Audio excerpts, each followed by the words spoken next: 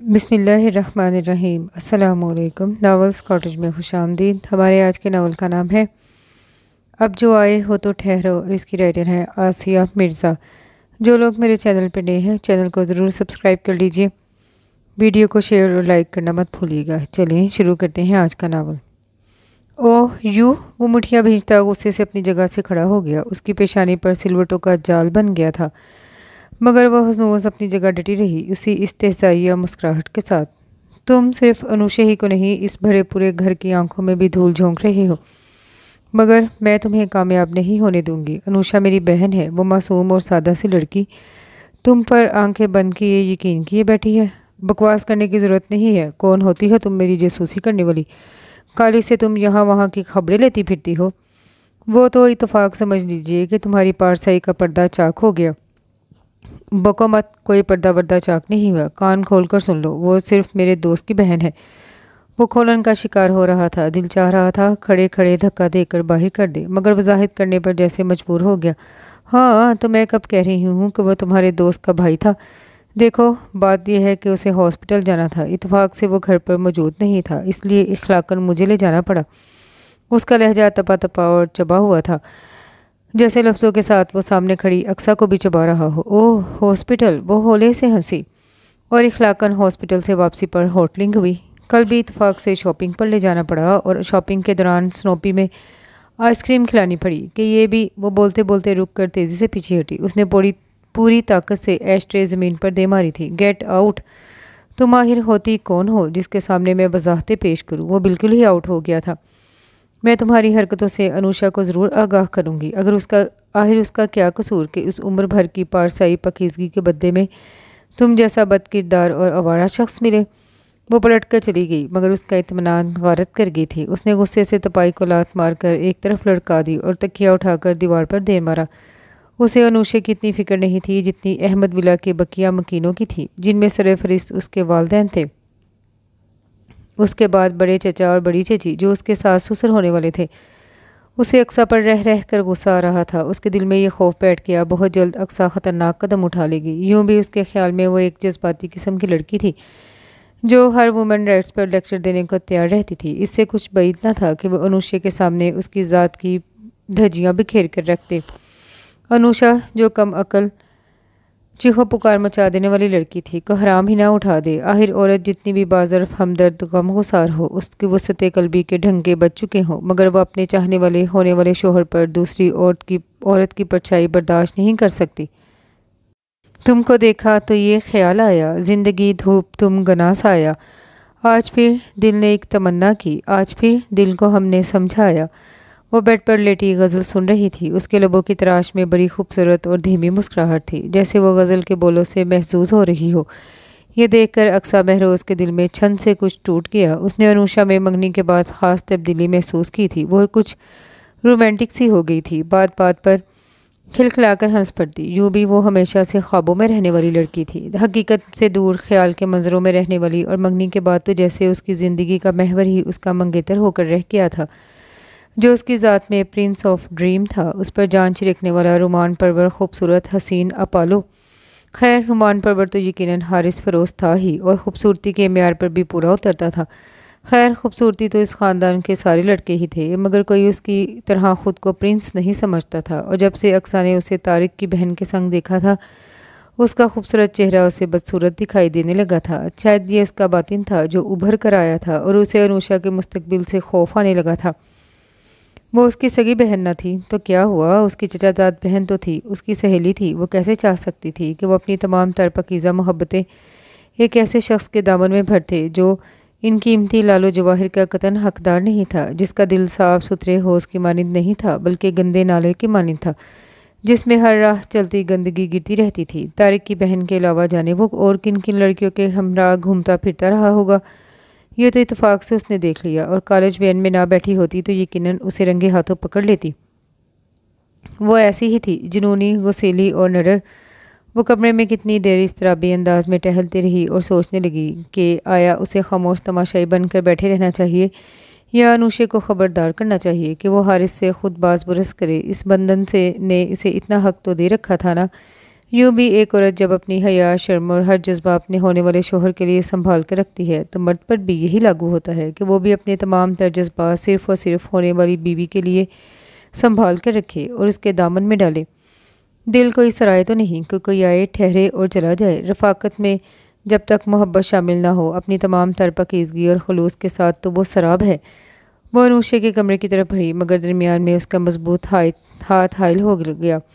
تمہارے حق میں یہی بہتر ہے کہ تم اس معاملے سے آؤٹ رہو۔ وہ سرخ آنکھوں میں خشونت بھر کر اسے گھور رہا تھا۔ وہ ایریو کے بل پلٹی تاکہ تم انوشا کی بے خبری میں مزے اڑا لو۔ سوری مسٹر ہارس، عورت اگر عورت کی بربادی کا باعث ہو سکتی ہے تو ایک لڑکی دوسری لڑکی کی غم گسار، ہمدرد اور حمایتی بھی ہو سکتی ہے۔ اس نے ہارس کا ہاتھ اپنے آگے سے دھکیل دیا۔ وہ کوئی کم فہم یا کم عمر نہیں ہے کہ تمہاری ہمدردی اور حمایت کی ضرورت ہو۔ وہ عقل مند ہے، کیا اس کی اپنی آنکھیں اور کان نہیں ہے؟ وہ پھر پھیل کر کھڑا رہا کہ وہ انوشا کے کمرے میں جانے نہ پائے۔ کم عمر تو وہ ہے مگر شاید عاقل نہیں۔ وہ ذرا سا ہنسی، انتہائی استہزائیہ ہنسی تھی، ورنہ وہ تم جیسے دیکھو۔ وہ ہاتھ اٹھا کر اسے مزید کوئی سخت جملہ کہنے سے باز رکھتے ہوئے کڑے تیوروں سے دیکھنے لگا۔ تمہاری اس جاسوسانہ رپورٹ کا کوئی ثبوت نہیں ہے تمہارے پاس۔ ایک بے بنیاد بات کو تم نے کہانی بنا دی ہے۔ تم ایک بے وقوف اور پاگل لڑکی ہو۔ شٹ اپ، ہٹو میرے راستے سے۔ اس نے انوشا کے کمرے کے دروازے کے ہینڈل پر ہاتھ رکھ کر دباؤ ڈالا مگر اس نے سخت مشتعل انداز میں اس کا بازو جکڑ کر اسے گھسیٹ کر ساتھ والے کمرے میں کھینچ کیا اور دروازہ لات سے بند کر دیا۔ تم آخر سمجھتی کیا ہو خود کو؟ اس نے اسے دیوار کی طرف دھکیل دیا۔ وہ لڑکھڑا کر دیوار سے جا لگی۔ یہ حملہ اس کے لیے قطعاً غیر متوقع تھا۔ فوری طور پر وہ شل اعصاب کے ساتھ کھڑی رہ گئی۔ کان کھول کر سن لو، اگر تم نے انوشا یا کسی سے بھی یہ الٹی سیدھی بکواس کی تو نتیجے کی ذمہ دار تم خود ہوگی۔ تمہارے حق میں یہ بہت برا ہوگا۔ اقصا مہروز، تم مجھے جانتی نہیں ہو۔ وہ دیوار پر دونوں ہتھیلیاں جما کر اسے اپنے حصار میں لیتا ہوا دھمکی دینے والے لہجے میں دھارا۔ ایک لمحے کو تو اس کے اونچے لمبے وجود اور آگ اگلتے لہجے نے اس کے دل کو خوف سے دھڑکایا ضرور، مگر دوسرے ہی پل اس کی خود اعتمادی، ضدی پن اور خود سر انداز لوٹ آیا، بلکہ اس اشتعال انگیز اور جارحانہ رویے نے اسے گرما کر رکھ دیا۔ وہ پورا زور لگا کر اسے دھکا دے کر ایک طرف ہو گئی۔ میں تمہیں اچھی طرح جان گئی ہوں اور اب چاہتی ہوں کہ یہ پورا گھر بھی تمہیں جان لے کہ تم وہ نہیں جو نظر آتے ہو۔ تم دراصل ایک ذہنی مریض ہو۔ وہ چلایا پھر ہنس پڑا۔ چچی کی موت اور انکل کی بیگانگی نے تمہیں بے وقوف پاگل بنا دیا ہے۔ تم اپنی محرومیوں کا بدلہ سب سے لیتی پھرتی ہو۔ اس کا انداز انتہائی تضحیک آمیز تھا اور جملے تو آگ سے بڑی گولیاں۔ اس کا دل سینے کی دیواروں میں یوں پھیلا اور سکڑا کہ اسے اپنی رگوں میں خون کے ساتھ ساتھ گرم گرم آتشی سیال دوڑتا محسوس ہونے لگا۔ اس کی کنپٹیاں سلگ گئی مگر ہونٹوں پر خفیف سی مسکراہٹ ابھر گئی۔ اس طرح بھی تم مجھے میرے عمل سے باز نہیں رکھ سکتے۔ دراصل تمہارا یہ غصہ، یہ دھمکیاں اس بات کا پکا ثبوت ہے تم حقیقتاً بد کردار انسان ہو، اور جو میری آنکھوں نے دیکھا وہ سچ ہے۔ بلکہ میں نے تو صرف ٹریلر دیکھا ہے اور تمہاری لو سٹوری تو اب بھی مخفی ہے۔ بہرحال بد کردار ثابت کرنے کے لیے ٹریلر بھی بہت ہوتا ہے۔ وہ اپنے تراشیدہ بالوں کو خفیف سے جھٹکے سے پیشانی سے ہٹاتی ہوئی بڑے اطمینان سے بولی، اقصا بات سنو۔ وہ اس کی طرف بڑھا مگر وہ دروازہ کھول کر باہر نکل گئی تھی۔ اس کا رخ انوشا کے کمرے کی طرف ہی تھا اور اب ہارس سوائے سر پیٹنے کے، میز پر مکے برسانے کے کچھ نہیں کر سکتا تھا۔ ایک ذرا سی بات کی اقصا نے کہانی بنا ڈالی تھی۔ یہ اس کی عقل کا قصور تھا یا اس کی لاپرواہ طبیعت کا؟ کوئی 10 منٹ بعد اسے انوشا کے پھوٹ پھوٹ کر رونے کی آوازیں سنائی دینے لگی۔ تم نے بہت اچھا کیا اقصا کہ مجھے بتا دیا۔ آخر اسے کیا حق پہنچتا ہے یوں میرے دل سے، میرے جذبوں سے کھیلے؟ یہ انگوٹھی میں اس کے منہ پر 1000 مرتبہ مار سکتی ہوں، پھر چاہے وہ اسے اپنی کسی ہوتی سوتی کو دے آئی۔ ہائے اللہ، میں مر جاؤں۔ کس قدر دھوکے باز اور فراڈیا ہے یہ شخص۔ وہ باقاعدہ چہکو پہکو رونے کے ساتھ واویلا کرنے لگی۔ میں نے اس لیے تمہیں نہیں بتایا کہ تم اس کمرے میں بند ہو کر بچوں کی طرح صرف رو، بلکہ اس سے باز پرس کرو۔ اس کے رونے پر اقصا چڑھ کر اسے ڈپٹنے لگی۔ باز پرس کروں؟ جیسے وہ اعتراف کر ہی لے گا۔ وہ آنسوں سے بڑی آنکھیں اٹھا کر بھرائی ہوئی آواز میں بولی، پھر یکدم اور زور شور سے رونے لگی۔ ہاں، میں چھوڑوں گی نہیں اسے، کروں گی باز پرس۔ ہائے امی، جانے کب سے بے وقوف بنا رہا ہے یہ شخص مجھے۔ تبھی کہوں ایک بار بھی چاہ سے نہیں دیکھا اس نے میری طرف۔ اقصا نے سر پر ہاتھ رکھ کر اسے گرم گرم نظروں سے دیکھا۔ اسے ہرگز بھی توقع نہیں تھی کہ انوشا اس حد تک کم عقل عورت ہوگی۔ وہ ابھی ایل مینڈ اور ان ایجوکیٹڈ عورتوں کی طرح چیخ چیخ کر حارس فیروز کو سلواتے سناتی کہ اس نے آگے بڑھ کر زور سے اس کے منہ پر ہاتھ رکھ دیا، مگر اس اثنا میں بڑی چچی کمرے میں آ چکی تھی۔ اس کے رونے کی آوازیں پورے گھر میں گونج چکی تھی۔ ہائے میں صدقے قربان، میری بچی کیا ہوا؟ انوشا، چچی اپنی بیٹی کو یوں بے حال دیکھ کر تڑپ کر آگے بڑھیں۔ فروا اور منجری چچی بھی دھوری آئیں۔ دوسری بچیاں اسکول آ گئی تھیں اور مرد حضرات موجود نہیں تھے، ورنہ وہ بھی یقیناً اس کے یوں بھاں بھاں رونے کی آواز پر دوڑے چلے آتے۔ امی، وہ چچی سے لپٹ کر اور بھی دھواں دھار رونے لگی اور پھر اقصیٰ کی ساری باتیں منہ پھاڑ کر منوان سنا دی۔ ایک اذیت کے عالم میں اقصیٰ نے ایک پل کے لیے آنکھیں موند لیں، پھر کھولی، مگر اب سوائے اس کی عقل پر ماتب کرنے کے وہ کر بھی کیا سکتی تھی۔ بڑی چچی، منجلی چچی اور فروا کی نظریں بیک وقت اقصیٰ پر اٹھی تھیں، جو پردے سے چپک کر یوں کھڑی تھی کہ موقع پلے تو پردے کے پیچھے جا چھپے۔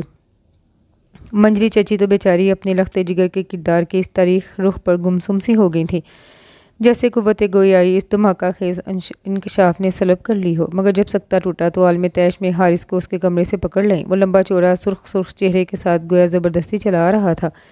یہ کیا تماشا ہے حارث؟ کیا سن رہی ہوں میں؟ کون ہے وہ لڑکی جس کے پیچھے تم خوار ہو رہے ہو کہ تمہیں خاندانی عزت اور اس رشتے کا بھی پاس نہیں رہا؟ منجلی چچی سخت کرے تیوروں سے بیٹے کو دیکھنے لگی۔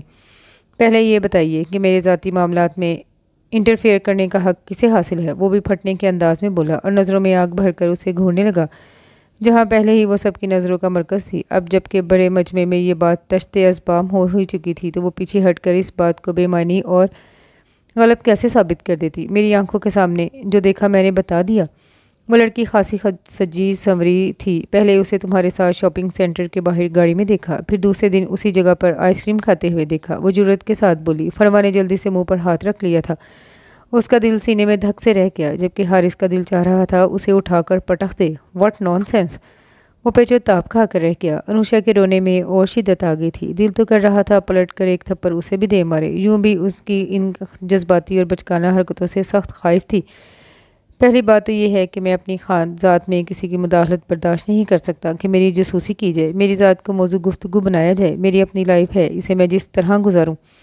اور دوسری بات یہ کہ میں کسی عدالت کے کٹہرے میں کھڑا نہیں ہوں کہ آپ لوگوں کے سوالوں کے جوابات دیتا رہوں۔ میں جو ہوں جیسا ہوں کی بنیاد پر اگر آپ یہ رشتہ قائم رکھنا چاہتی ہیں تو رکھیے، وگرنہ میری طرف سے یہ توق واپس لے سکتی ہیں۔ آپ کی بیٹی کو اعلیٰ عرفاں نیک تینیت بہت مل جائیں گے۔ اس نے گھوم کر بڑی چچی کی طرف دیکھا جو بیٹی کے اشک پونچھے جا رہی تھی۔ لفظ توق پر ان کو آگ لگ گئی، مگر ادھر تو اس نے نہ صرف اس گرما دینے والے جواب سے نوازا بلکہ انگلی سے رنگ اتار کر میز پر رکھ دی اور پلٹ کر کمرے سے نکل گیا۔ سب ہکا پکا رہ کے کمرے میں موت کا سا سکوت چھا گیا۔ خود اقصیٰ پر ایسا سناٹا طاری تھا، وہ اس حد تک صفاقی اور انتہا پسندی کا ثبوت دے گا اس کے وہم و گمان میں بھی نہ تھا۔ اس نے آگے بڑھ کر شوق کی کیفیت میں مبتلا منجلی چچی کا کندھا ہلایا تو وہ مغموم سی ہو کر پلکوں کو جھپکنے لگی، پھر بے اختیار اس کے کندھے پر سر رکھ کر بچوں کی طرح رو دی۔ ہائے اقصیٰ، یہ دن بھی دیکھنے تھے مجھے، کیا منہ دکھاؤں گی اس کے باپ کو، اس پورے خاندان کو؟ ارے اس بچی کو تو دیکھو، کیا ہوا اسے؟ وہ یکدم اپنا رونا بھول کر انوشا کی طرف متوجہ ہوئی جو فروا کی باہوں میں لڑک گئی تھی۔ سب اپنا غصہ اور رونا بھول کر اس کی طرف دوڑی۔ اسے جلدی سے بیڈ پر لٹا کر منجلی چچی اس کے تلوے سے ہلانے لگی۔ فروا گلوکوز لینے بھاگی، بڑی چچی مہر بلب اس کے سرہانے بیٹھ کر سر سے ہلانے لگی۔ ان کے چہرے کے زاویوں میں سنجیدگی کے ساتھ گہری رنجیدگی تھی۔ منجلی چچی بیچاری اس سے نظریں نہ ملا پا رہی تھی۔ انوشا ہوش میں آ کر بس روئے جا رہی تھی۔ پتہ نہیں اسے رونا اپنی ذات پر آ رہا تھا یا کم عقلی پر یا محبت کے لٹ جانے پر۔ وہ دل میں ڈھیروں بوجھ لیے اپنے اور فروا کے مشترکہ کمرے میں چلی گئی۔ وہاں بھی اسے شدید حبس محسوس ہونے لگا۔ اس نے کھڑکیوں سے پردے ہٹا کر باہر کی کھلی فضا میں گہرے گہرے سانس لیے۔ یوں لگ رہا تھا جیسے کوئی بڑا طوفان اس کے وجود کو رونتا ہوا گزر گیا ہو۔ وہ حارث فیروز کے رویے پر غور کرنے لگی۔ کیا ہو جاتا جو وہ دو لفظ صفائی میں بول دیتا اور یوں معاملہ رفع دفع ہو جاتا؟ یوں کھٹ سے انگوٹھی اتار دی۔ وہ تو کیا وہ انوشا کے لیے واقعی مخلص نہیں ہے؟ اس کی نظر میں اس رشتے کی اہمیت نہیں تھی جو توڑنے میں ایک لمحہ بھی ضائع نہیں کیا اس نے؟ تو پھر وہ اب تک خاموش کیوں تھا؟ کیوں انوشا کو دھوکہ دے رہا تھا؟ اوف، کس قدر گھٹیا اور فراڈی شخص ہو تم حارث فیروز! بجائے شرمندہ ہونے کے کس جرأت مندی سے تم نے اپنی فاش غلطی کو اپنی مردانگی کے زوم میں چھپا لیا ہے۔ رات کو اس خاموش در و دیوار میں پھر سے ہلچل مچ گئی تھی۔ ظاہر ہے یہ بات گھر کے مردوں سے چھپا کر تو نہیں رکھی جا سکتی تھی۔ اسی گھر کا صرف ایک مرد تھا جسے سوائے اپنی ذات کے ارد گرد کچھ دکھائی نہ دیتا تھا، نہ اسٹڈی روم سے نکل کر دنیا کے جھمیلوں میں پڑنے کا شوق تھا، مگر آج تو وہ بھی دم بخود تھا حارث، اور ایسا ناممکن۔ وہ مہروز چچا تھے جن کے نزدیک ان کا یہ بھتیجا نہایت پارسا، بلند کردار، با اخلاق اور ان ساری خوبیوں کا مرقع تھا جو اقصیٰ کے خیال میں اس میں نہ تھی، بلکہ اس کی الف بے سے بھی وہ خود بھی واقف نہ تھا۔ اقصیٰ کو واقعی اپنے باپ کی حیرت پر تعجب ہو رہا تھا، جبکہ وہ کہہ رہے تھے یہ بہت برا ہوا، ایسا نہیں ہونا چاہیے تھا، ایسا ہونے بھی نہیں دوں گی میں۔ بھلا یہ کیا بات ہوئی کہ اتنی سی باز پرس پر وہ یوں ماں کو بے عزت کر کے رشتوں کو اہمیت نہ دے؟ آپ سمجھائیے اسے۔ منجری چچی رو دینے کو تھی، پھر شوہر سے ہم کلام ہوئی۔ سن رہے ہیں آپ بھی؟ یہ سب آپ کے لاڈ پیار کا نتیجہ ہے۔ دیکھتے نہیں ہیں اس گھر کے اور بھی لڑکے ہیں، بھلا مجال ہے جو ایسی بد اخلاقی اور نافرمانی کا مظاہرہ کیا ہو ماں باپ سے قد میں نکل جانے کا مطلب یہ تو نہیں ہوتا کہ اپنی حد سے ہی نکل جائیں۔ وہ بری طرح ہرٹ ہوئی تھی اپنے لاڈلے بیٹے کے ہاتھوں۔ اس کی ضدی طبیعت اور غصے سے تو وہ واقف تھی، مگر اس حد تک گستاخی کا ثبوت بھی دے سکتا ہے، ان کے لیے یہ صدمہ بہت گہرا تھا۔ بس رہنے دے بھابی، بہت ہو گئی عزت افزائی، اب ہمیں بھی ایسے منہ پھٹ دریدہ دہن دماد کی ضرورت نہیں رہی، بلکہ ایک پل کے لیے بھی اسے دماد کہنا پسند نہیں کروں گی۔ لو حد ہو گئی، جس کی نظر میں بڑے چھوٹے کی عزت ہی نہ ہو، رشتوں کی اہمیت ہی نہ ہو، کوئی شرم و حیا ہی نہ ہو، اس سے آگے کیا امید رکھی جائے؟ بس بہت ہو گیا۔ یوں بھی اس کے خیال میں یہ توق تھا اس کے لیے۔ چلو ہم نے واپس لے لیا وہ توق۔ بڑی چچی اب تک حارث کے جملوں پر سلگ رہی تھی، وہ اب کسی طرح مفاہمت پر آمادہ نظر نہیں آ رہی تھی، بلکہ حارث کو تو کچا چبا جانے کا دل چاہ رہا تھا ان کا۔ میری بیٹی میں کس چیز کی کمی ہے؟ میرا خیال ہے اب آپ یہ شور ہنگامہ بند کر دیں۔ مہروز چچا کچھ دیر تک تو برداشت کرتے رہے، آخرکار انہیں بولنا پڑا، پھر قدرے توقف کے بعد بولے۔ دراصل بات یہ ہے کہ آپ لوگوں نے اس کی عزت نفس پر حملہ کیا۔ بے شک غلطی کر سکتا ہے، وہ انسان ہے، فرشتہ نہیں ہے، مگر اس کی غلطی کو بڑے مجمع میں اچھالنے اور باز پرس کرنے کی بجائے سہولت سے افہام و تفہیم سے یہ معاملہ میرے آگے یا کسی ایک شخص کے سامنے رکھا جاتا۔ اتنا ویلا مچا کر آپ لوگ خیال کرنے لگی وہ سر جھکا کر اپنے جرم کا اعتراف کر لے گا۔ ایک 27 سالہ مرد سے آپ لوگ بچوں جیسا سلوک روا رکھ کر اب بھی اسے ہی مورد الزام ٹھہرا رہی ہیں۔ مہروز چچا برا فروختہ ہو رہے تھے، ان کے لہجے میں کڑی فہمائش تھی۔ یوں بھی ان کے نظریات، ان کی لاجک اس پورے خاندان سے ہمیشہ منفرد رہی تھی، اور اب تو معاملہ بھی بھتیجے کا تھا، بھتیجا بھی وہ جو انہیں سب سے زیادہ عزیز تھا۔ لیجئے اب ان کی بھی سن لیجئے۔ غلطی بہرحال غلطی ہوتی ہے، جس کا اعتراف ایک کے سامنے ہو یا ہزاروں کے، یا ہو ہی نہیں، جب کردار کھل کر سامنے آ جائے تو پھر آنکھوں دیکھی منکی کون نکلتا ہے۔ اس نے تو دھونس جما کر اپنی غلطی کا نہ صرف اعتراف کیا ہے بلکہ اس پر قائم بھی رہے گا، یہ واضح کر دیا ہے۔ ارے ٹھیک ہے، ہم کون سے مرے جا رہے ہیں، میری بیٹی کو بھی ہزاروں مل جائیں گے، اور اسے بھی۔ میں تو کہتی ہوں اس سے بیاہ کر دیجئے جس کے ساتھ گھومتا پھرتا ہے، نہ خاندان کی بدنامی ہوئی اور خواری الگ۔ بڑی چچی کی زبان ہمیشہ سے دراز تھی، آج تو خود ان پر ٹوٹی تھی، جی بھر کر بھڑاس نکال کر کمرے سے دھم دھم کر کے چلی گئیں۔ بیچاری عفت چچی مفاہمت کی راہیں ڈھونڈ رہی تھی، مگر جٹھانی تو حارث کے نام سے بھی خائف دکھائی دے رہی تھی۔ وہ سب کے سامنے اپنا فیصلہ سنا گئی، مگر پھر بھی وہ موہوم سی امید پر اب بھی بیٹھی تھی، بلکہ سبھی معاملے کو سہولت سے رفع دفع کرنا چاہتے تھے۔ سو حارث کی طلبی ہوئی باپ کے سامنے، مگر وہ انویسٹیگیشن پر اور بھی وفر گیا، چچی کو بھی بے نقص سنا دی، اور یوں معاملہ سنورنے کی بجائے اور بھی گر گیا، اور وہ گھر سے نکل گیا۔ رات میں روز چچا اسے ڈھونڈ کر پکڑ لائے اور اپنے کمرے میں لے گئے۔ اب بتاؤ کون ہے وہ لڑکی جس کے لیے تم نے اتنا فساد کھڑا کیا ہے؟ تم اگر انوشا سے شادی کرنا نہیں چاہتے تو یہ کام افہام و تفہیم سے بھی ہو سکتا تھا۔ مجھے کہتے بے وقوف لڑکے۔ انہوں نے بڑی نرم روی سے سرزنش کی، مگر وہ خفا ہو گیا۔ آپ بھی یہی سمجھتے ہیں کہ میں اتنا بد کردار اور آوارہ ہوں، لڑکیوں کو لے کر گھومتا ہوں؟ اس نے انتہائی دل گرفتگی اور شاکی نظروں سے اپنے سب سے چھوٹے اور عزیز چچا کو دیکھا۔ وہ مسکرا دیے۔ لڑکیاں؟ بھائی میں نے یہ لفظ تو استعمال نہیں کیا، صرف لڑکی کہا ہے۔ کوئی لڑکی وڑکی کا چکر نہیں ہے، میں نے آج تک اپنی گاڑی میں کسی کزن لڑکی تک کو بٹھایا نہیں ہے، پرائی لڑکی کو کیسے بٹھا سکتا ہوں؟ اس کے ساتھ ہوٹلنگ کر سکتا ہوں؟ پلیز چچا جان، آپ پلیز مجھ پر اعتماد کریں۔ وہ ان کے قدموں میں بیٹھ گیا۔ وہ اتفاق سے باپ کے باتھ روم میں موجود تھی۔ رات ان کے کپڑے اٹھانے اور نائٹ گاؤن لٹکانے کی ذمہ داری از خود اس نے لے رکھی تھی، خود پر۔ اب دونوں چچا بھتیجے کی گفتگو، خاص کر بھتیجے کی بھرپور ایکٹنگ نے اس کے اعصاب کو خاصا متاثر کر ڈالا۔ دروازے میں جھڑی بنا کر وہ اس ایکٹر کو دیکھنے لگی جو اس کے باپ کے سامنے خود کو انتہائی پارسا ثابت کرنے کی کوشش کر رہا تھا۔ اسے وہ اس لمحے بڑا اداکار لگا۔ مجھے تم پر اعتبار ہے بیٹا، میں تو اس پورے گھر کو یہی سمجھانے کی کوشش کر رہا ہوں کہ ہر شخص کی عزت نفس ہوتی ہے، اسے مجروح کرنے سے بغاوت کے علم بلند ہوتے ہیں۔ بھابھی جذباتی قسم کی عورت ہیں، وہ ایسی باتوں کو صرف کتابی باتیں سمجھتی ہیں، بلکہ ہر عورت کے ساتھ یہی معاملہ ہے۔ ناقص العقل عورتیں کتابوں کو مفوق الفطرت قسم کی شے سمجھتی ہیں، جبکہ کتابوں میں وہی کچھ تو ہوتا ہے جو ہمارے ارد گرد ہو رہا ہوتا ہے، صدیوں سے ہو رہا ہے اور ہوتا رہے گا۔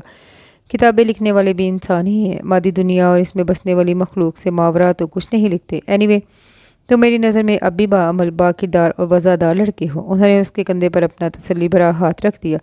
تم اگر کہو تو میں انوشا کو سمجھا سکتا ہوں، پھر شہروز بھائی سے بات کرتا ہوں۔ نہیں چچا جان، اس نے سرعت سے ان کی بات روکی۔ اب اس موضوع پر کوئی بات نہیں ہوگی۔ انوشا میرے لیے زندگی کا محور نہیں ہے کہ اسے کھو کر میں دیوانہ ہو جاؤں گا۔ یوں بھی وہ ایک انمی چور سی لڑکی ہے۔ وہ بولتے بولتے جیسے چونک گیا۔ اس کا آنچل اس کی نگاہوں کی زد میں آیا تھا۔ وہ زیادہ چھپنے کی کوشش میں پوری ہی اس کی نظروں کے حصار میں آ گئی تھی۔ وہ گہری سانس لے کر مہروز چچا کی طرف دیکھنے لگا۔ آپ نہیں جانتے چچا جان، مجھے محض رسوا کرنے کی گھٹیا کوشش کی گئی ہے۔ کوئی اپنی محرومیوں کا بدلہ مجھ سے لے رہا ہے۔ میرے کردار کو اچھالا گیا ہے، محض رائی کا پہاڑ بنایا گیا ہے۔ مطلب یہ کہ مجھے اس گھر میں بدنام کرنے کی سازش کی گئی ہے۔ آپ کی نظروں میں بھی گرانے کی کوشش کی گئی ہے۔ اس نے ان کے قریب بیٹھ کر ان کے کندھے پہ اپنا سر رکھ دیا۔ میں اندر سے بہت ٹوٹ گیا ہوں اس واقعے پر۔ میری انا کو مجروح کیا گیا ہے۔ مجھے جذباتی سہارے کی ضرورت ہے۔ مجھے آپ کی عنایت کی، آپ کے اعتماد کی، آپ کی تشفی کی ضرورت ہے۔ امی، پاپا، فروا سب مجھ سے نالاں ہیں۔ ان سب کی نظروں میں میں ایک آوارہ اور برا لڑکا بن کر رہ گیا ہوں۔ مجھے آپ تو جانتے ہیں نا، آپ تو مجھ پر آنکھیں بند کر کے بھی یقین کر سکتے ہیں نا۔ یاد ہے نا، ہمیشہ میں سب سے روٹ کر آپ کے پاس چلا آیا کرتا تھا۔ آپ مجھے سمجھاتے تھے۔ آپ کی باتوں سے مجھے ہمیشہ بہت تقویت ملتی تھی۔ آج بھی مجھے آپ ہی کے اعتماد، آپ ہی کے سہارے کی ضرورت ہے۔ مجھے آپ کی نظروں میں سرخروئی چاہیے۔ اس کا دل چاہا وہ باتھ روم سے نکل کر زور زور سے تالیاں بجا کر اس ایکٹنگ کی بھرپور داد دے۔ وہ اپنے باپ کی سادہ لوہی معصومیت پر جی بھر کر روئے۔ اسے ذرا بھی تو اچھا نہیں لگ رہا تھا اپنے باپ کا پرشفقت ہاتھ اس کے سر پر۔ اس کا دل چاہا وہ نکل کر اس کی دھوکہ دہی اور فریب کی داستان چیخ چیخ کر سنائے۔ کاش اس نے اس وقت تصاویر کھینچ لی ہوتی تو آج وہ دھڑلے سے اس کے باپ کی آنکھوں میں دھول نہ جھونک رہا ہوتا۔ اس نے سوچا چچی کا فیصلہ بالکل بروقت اور درست ہے۔ وہ کسی طور بھی تو انوشا جیسی معصوم لڑکی کے قابل نہیں تھا۔ وہ کھولتے ذہن کے ساتھ ایک جھٹکے سے باتھ روم کا نیم وا دروازہ کھول کر باہر نکلی۔ اس کا چونکنا تو خیر مصنوعی ہی تھا، البتہ مہروز چچا نے اسے استجاب سے دیکھا۔ کیا بات ہے اقصیٰ؟ ان کی موجودگی ان کے لیے شاید غیر متوقع تھی۔ کچھ نہیں پاپا، میں آپ کا گاؤن رکھنے آئی تھی، وہ کہہ کر دروازے کی طرف بڑھی۔ حیرت ہے، ایک گاؤن رکھنے میں آدھا گھنٹہ صرف ہوتا ہے۔ اس کی استہزائیہ ہنسی ابری، مگر وہ پلٹے بغیر دروازہ کھول کر باہر نکل گئی۔ معاملہ ٹھنڈا پڑ چکا تھا۔ انوشا نے ساری غزلوں کے کیسٹیں دراز میں رکھ دی تھی۔ اب سارا دن کمرے میں بند چھت کو گھورتی رہتی یا پھر کھڑکی کے باہر خلا میں جانے کیا تلاش کرتی رہتی۔ ایسے میں اقصیٰ کا ذہن اپنے اکلوتے بھائی علی کی طرف گیا، جو آج کل لندن میں مقیم تھا۔ FRC کے بعد اس نے وہیں جاب شروع کر دی تھی۔ اس نے باپ سے بات کی۔ بھلا مہروز چچا کو کیا اعتراض ہو سکتا تھا، بلکہ انہیں تو اس کا یہ مشورہ موجودہ حالات کے پیش نظر بے حد مناسب اور عمدہ لگا۔ انہوں نے جھٹ سے یہ رشتہ بڑی چچی اور چچا شہروز کے سامنے رکھ دیا۔ گھر کا لڑکا دیکھا بالا تھا، انکار کی گنجائش ہی نہ تھی۔ ادھر علی نے بھی ہیل و حجت کیے بغیر باپ کے فیصلے پر سر جھکا لیا۔ یوں بھی وہ بہت سعادت مند تھا۔ ماں کی وفات نے اسے بہت چھوٹی سی عمر میں ہی بردبار بنا دیا تھا۔ اس کی اس سعادت مندی نے مہروز چچا کا سر فخر سے بلند کر دیا۔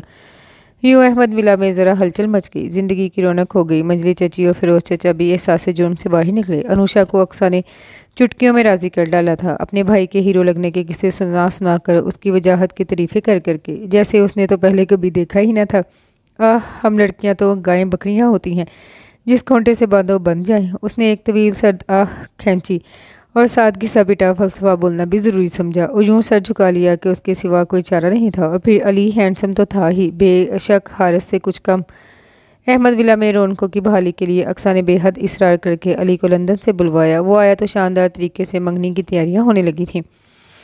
بھولے بھالے چہرے والی انوشا شہروز علی صاحب کو کچھ ایسی بھائی کہ اس نے جانے باپ کو کیا کہا کہ وہ منگنی سے ایک دن پہلے نکاح کا فیصلہ سنا بیٹھے۔ ہائے، یہ چچا جان کو بیٹھے بیٹھے کیا سوجی۔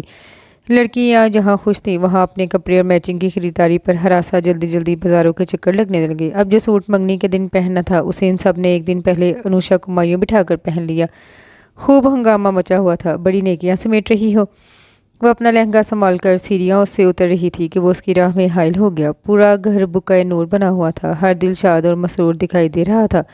ایک وہی سلگ رہا تھا، اس لیے نہیں کہ انوشا کو کھونے کا غم تھا، بلکہ انتقام کی آگ اسے سلگھا رہی تھی۔ وہ اقصیٰ مہروز کو بھی اس آگ میں بھسم کرنا چاہتا تھا۔ تمہارے بھائی کی پارسائی کا کیا ثبوت ہے تمہارے پاس؟ جیسے وجود میں غم، نفرت اور تلخی کا سمندر ٹھاٹھے مار رہا ہو اور آدمی کچھ کر بھی نہ سکتا ہو تو وہ بے بسی اسے جھلسانے لگتی ہے۔ وہ جھلس رہا تھا، اس پر اس کا جدید تراش خراش کے لباس میں اترانا، کہہ بکھیرنا۔ اسے لگ رہا تھا احمد ملا میں سب سے زیادہ مسرور وہی تھی۔ اس کی پارسائی کا ثبوت میرا بھائی ہونا ہی کافی ہے، وہ سیٹ کا ڈبہ اٹھاتی ہوئی بولی، جو پاپا کی طرف سے انوشا کو گفٹ کرنا تھا۔ میرا نیک مشورہ ہے، کمرے میں بند سڑنے اور جھلسنے کی بجائے اپنے کزن کی اس خوشی میں شامل ہو جاؤ۔ इस मरहले से अच्छे इंसानों की तरह गुजरो ताकि किसी को तुम पर हंसने का मौका न मिला। यूं भी मर्द की आंख में शिकस्त के आंसू कुछ अच्छे नहीं लगते। वो संभल कर भक्किया सीढ़ियाँ उतरने लगी। फिर जैसे कुछ याद आने पर बोली, अरे हाँ, तुम्हारी दोस्त तारक की पूरी फैमिली आज मौजूद है, और सुनो वो भी आई है। भाई शामियाने में है, मुझे तो याद ही नहीं रहा, तुम्हें मुतला करती। चलो तुम्हारी खुशी का भी कुछ सामान तो हुआ। फरवा ने बहुत अच्छा किया जो उन्हें भी दावतनामे भेज दिए थे। वो उसके असाब पर पत्थर लुढ़का कर उसके अंदर भड़कते अलाव में मजीद तेल डालकर बेनियाजी से आगे बढ़ गई।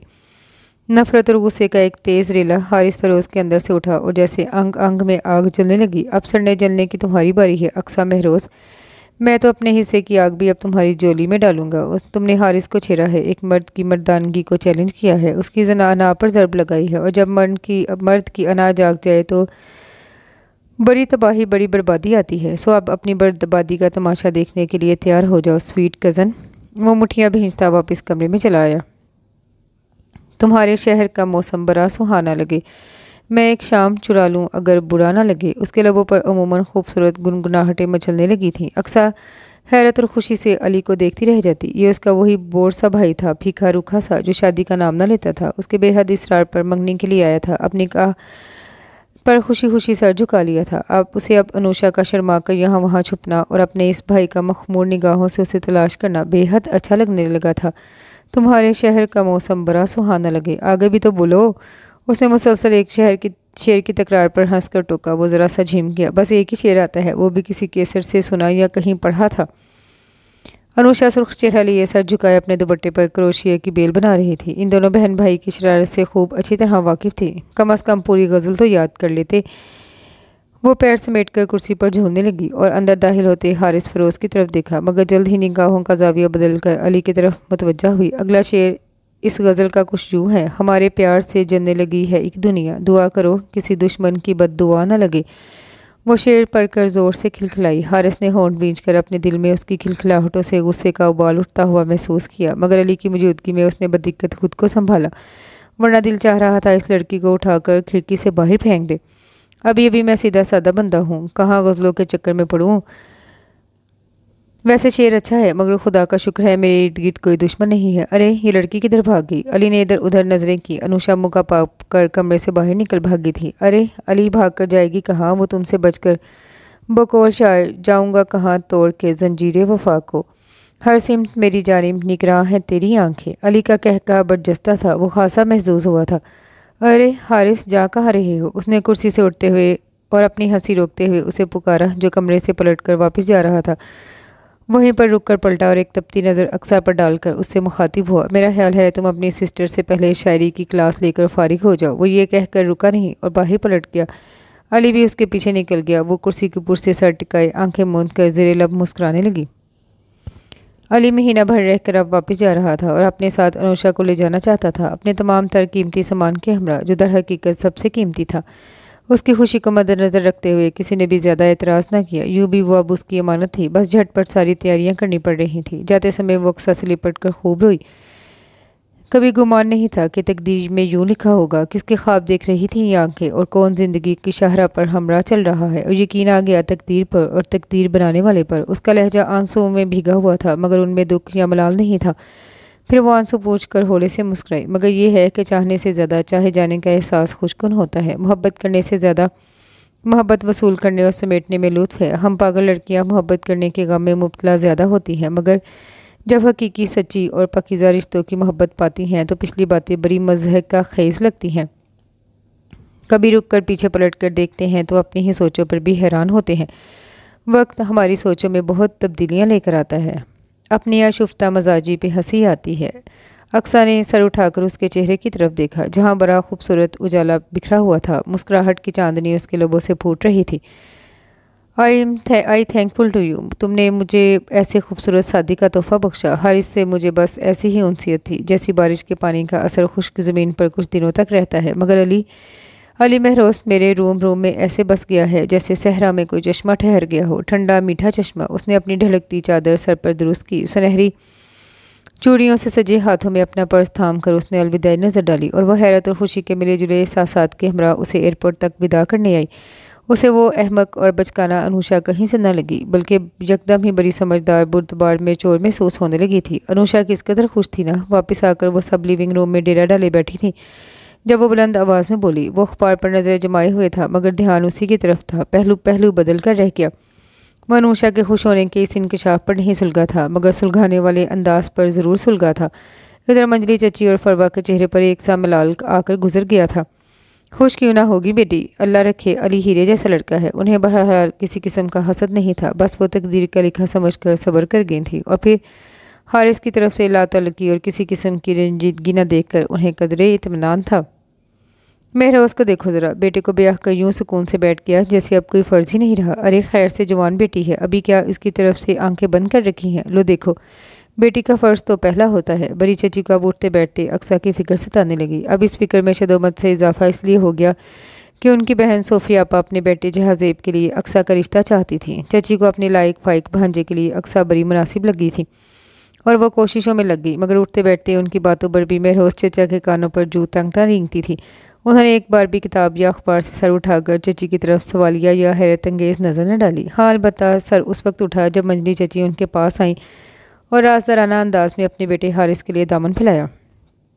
منجلے چچا بھی ان کے ہمراہ تھے۔ میں جانتا ہوں مہروز کہ حارث اس قابل نہیں ہے کہ میں اقصیٰ جیسی بچی کے لیے دامن پھیلاؤں، مگر کمال کرتے ہیں فیروز بھائی، حارث میں کیا کمی ہے؟ آپ لوگوں نے اسے سمجھنے میں بڑی غلطی کی ہے۔ بہت دکھ کی بات ہے کہ ماں باپ ہو کر آپ اسے نہیں سمجھ پائے، اپنی تربیت سے بے اعتبار اٹھ گیا۔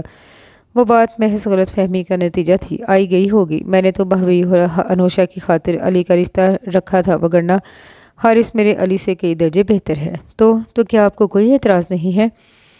منجلی چچی تمہارے خوشی کے فوت ہونے کو تھی؟ نہیں، بالکل نہیں، مگر حارث سے پوچھ کر آئے ہیں آپ یا یوں ہی اپنی خواہش پر دوڑے چلے آئے ہیں؟ انہوں نے سگریٹ سلگاتے ہوئے بھائی اور بھابھی کا چہرہ دیکھا۔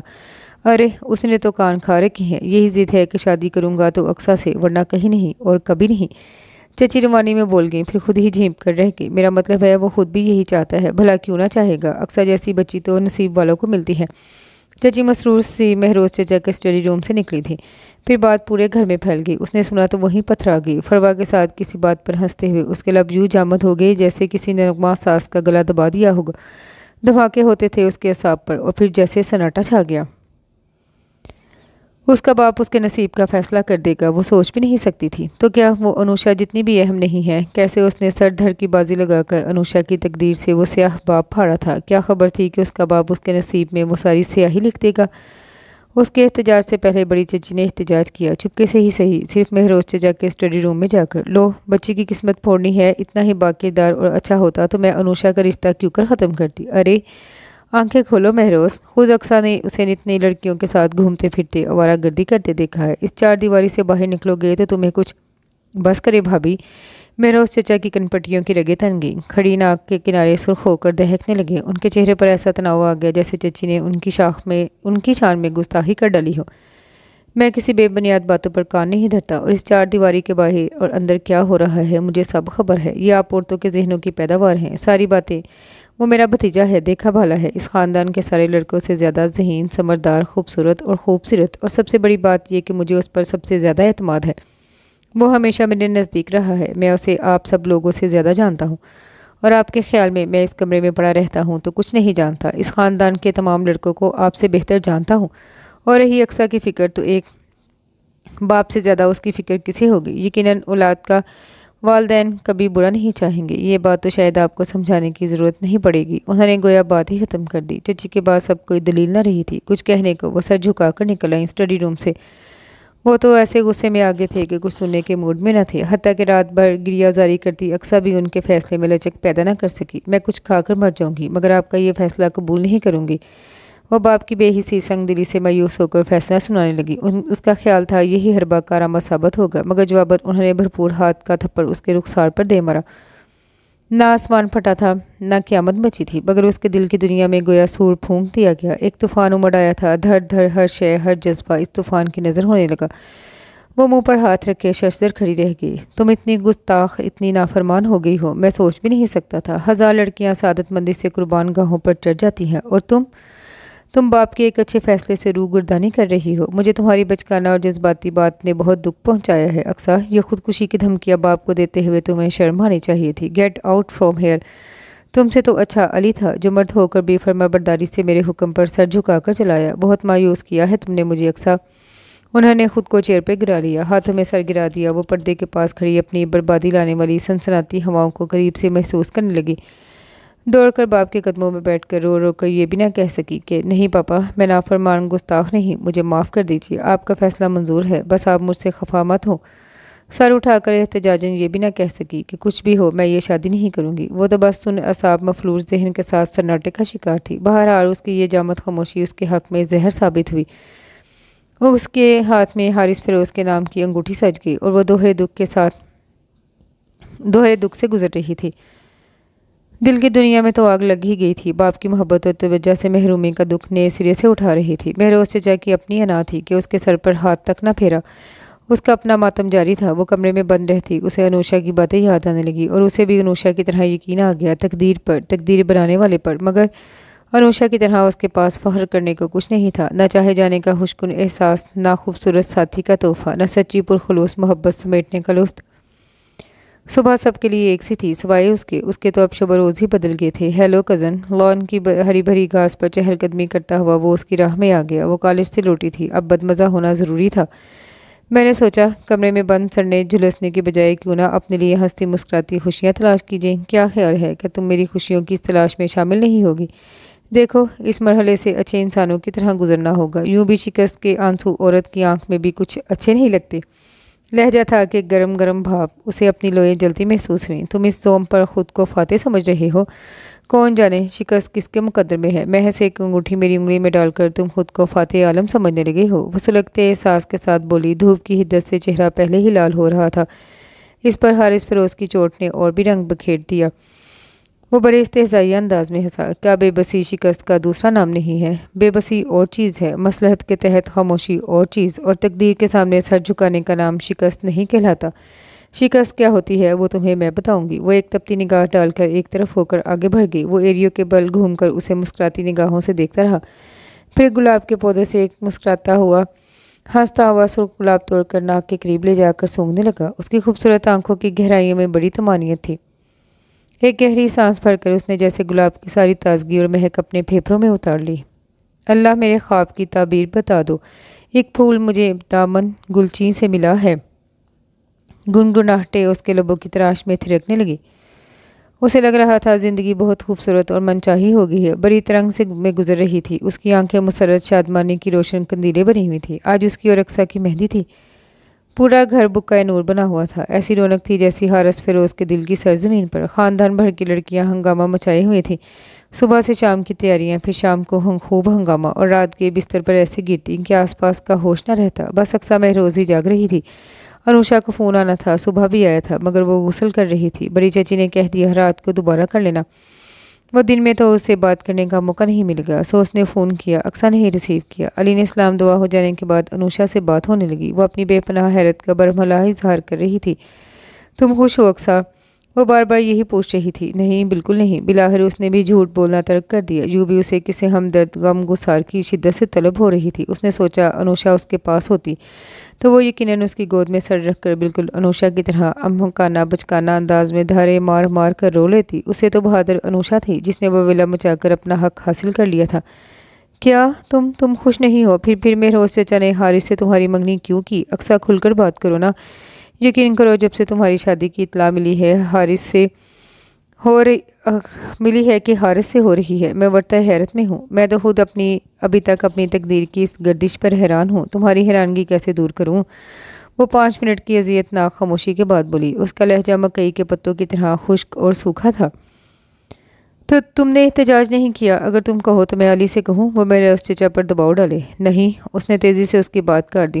وہ تو سنت یافتہ سعادت مند ہے، اتنا بزدل کہ پاپا کے سامنے سر اٹھا کر اپنے لیے کبھی نہ بول سکا۔ وہ میرے حق کے لیے کیا جنگ کرے گا؟ تو کیا تم چچا جان کے اس فیصلے کی بھینٹ اتنی خاموشی سے چڑھ جاؤ گی؟ تم بغیر احتجاج کی؟ وہ حیرانی اور بے یقینی سے پوچھ رہی تھی۔ اس نے خاموشی سے ریسیور کریڈر پر رکھ دیا۔ احتجاج تو وہاں کیا جاتا ہے جہاں اپنائیت کا احساس ہو، یہ ناز ہو کہ ہاں اس کا احتجاج سننے والا کوئی ہے۔ ایک مٹی کے بت، ایک سنگ دل بے حس شخص کے سامنے احتجاج کیا مانی؟ جس پیر کی چھاؤں بھی لگے دھوپ کی مانند، اس پیر پر پنچھی بھی بسیرا نہیں کرتے۔ آج تک اپنے کسی حق کے لیے زبان نہ کھولی، اور جو زبان کھولی تو اسے بے جرم قرار دیا گیا۔ گستاخ، نافرمان اور سرکش جیسے لفظوں کے پتھروں سے شیشہ دل کو لہو لہان کر دیا گیا۔ عمر بھر کی ریاضت لمحہ بھر میں بے تغیر ہو کر رہ گئی، بلکہ فرمانبرداری کی جو چادر اورے سنبھل سنبھل کر یہاں تک چلی آئی تھی وہ بھی باپ کے سامنے دھجی دھجی ہو گئی۔ کس برہمی سے انہوں نے منہ پر تماچا دے مارا کہ وہ گستاخ ہے۔ اس نے ایک گہری تھکی اور مزمل سانس سینے کی تہہ سے کھینچی، بے مایہ آنسوؤں کو وہ سمیٹ لیا اور چہرہ کھڑکی کے یک شیشے سے ٹکا دیا۔ تمہیں میں کبھی معاف نہیں کروں گی حارث، تم نے مجھ سے میرا باپ چھین لیا۔ I hate you with all my feelings. Haris Feroz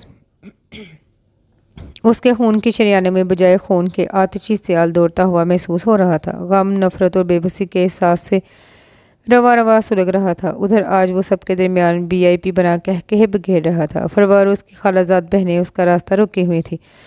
توبہ حارث بھائی، آپ اس قدر کنجوس ہوں گے ہمیں نہیں پتا تھا۔ اتنی پیاری بیوی پانے کے بعد تو ہر شے قربان کر دینے کو تیار ہو جانا چاہیے۔ آپ ہیں جیب ہلکی کرنے کے موڈ میں نہیں لگ رہے۔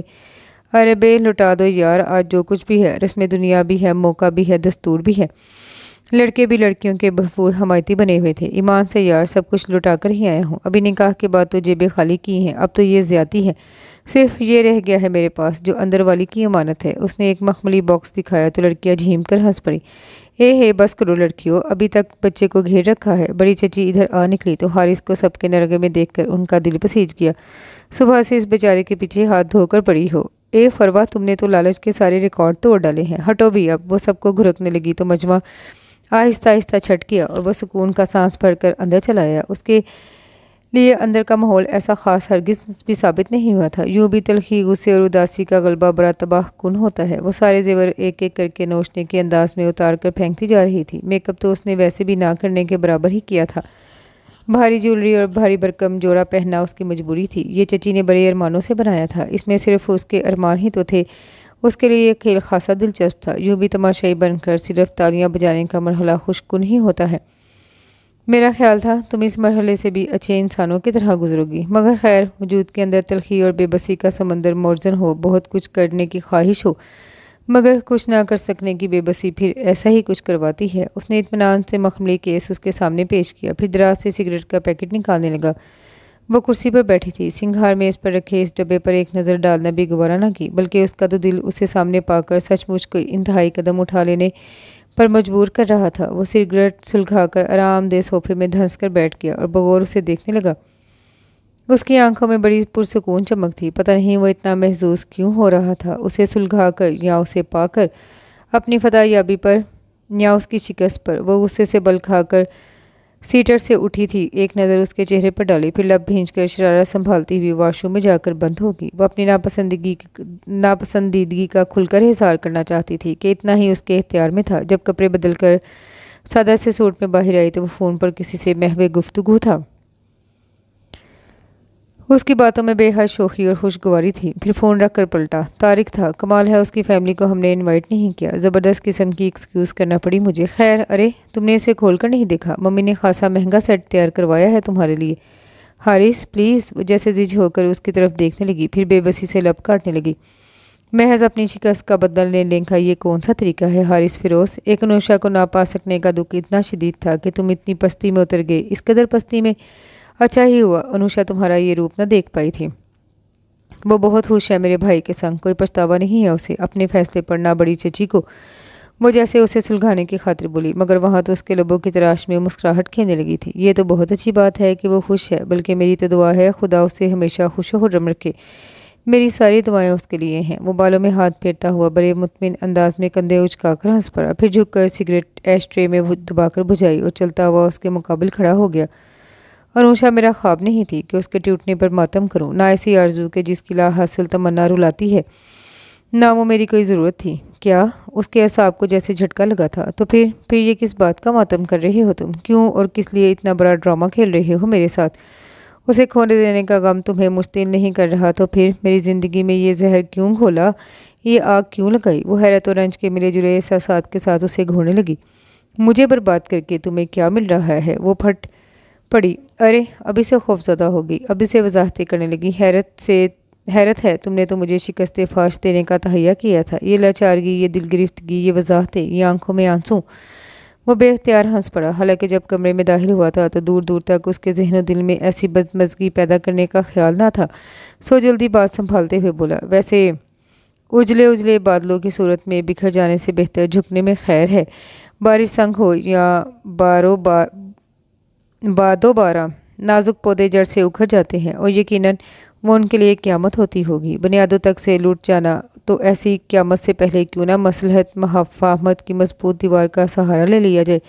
کیا خیال ہے، دوستی نہ کر لے؟ اب ہم پچھلی ساری باتوں کو نظر انداز کر کے وہ دوستانہ انداز اختیار کرتا ہوا بولا تو جیسے جھٹکا کھا کر پیچھے ہٹی، اس کے اندر کرواہٹیں گھل گئیں۔ دوستی، مفاہمت، سوری مسٹر ہارس، میری وضاحتوں کو تم شاید کمزوری سمجھ رہے ہو۔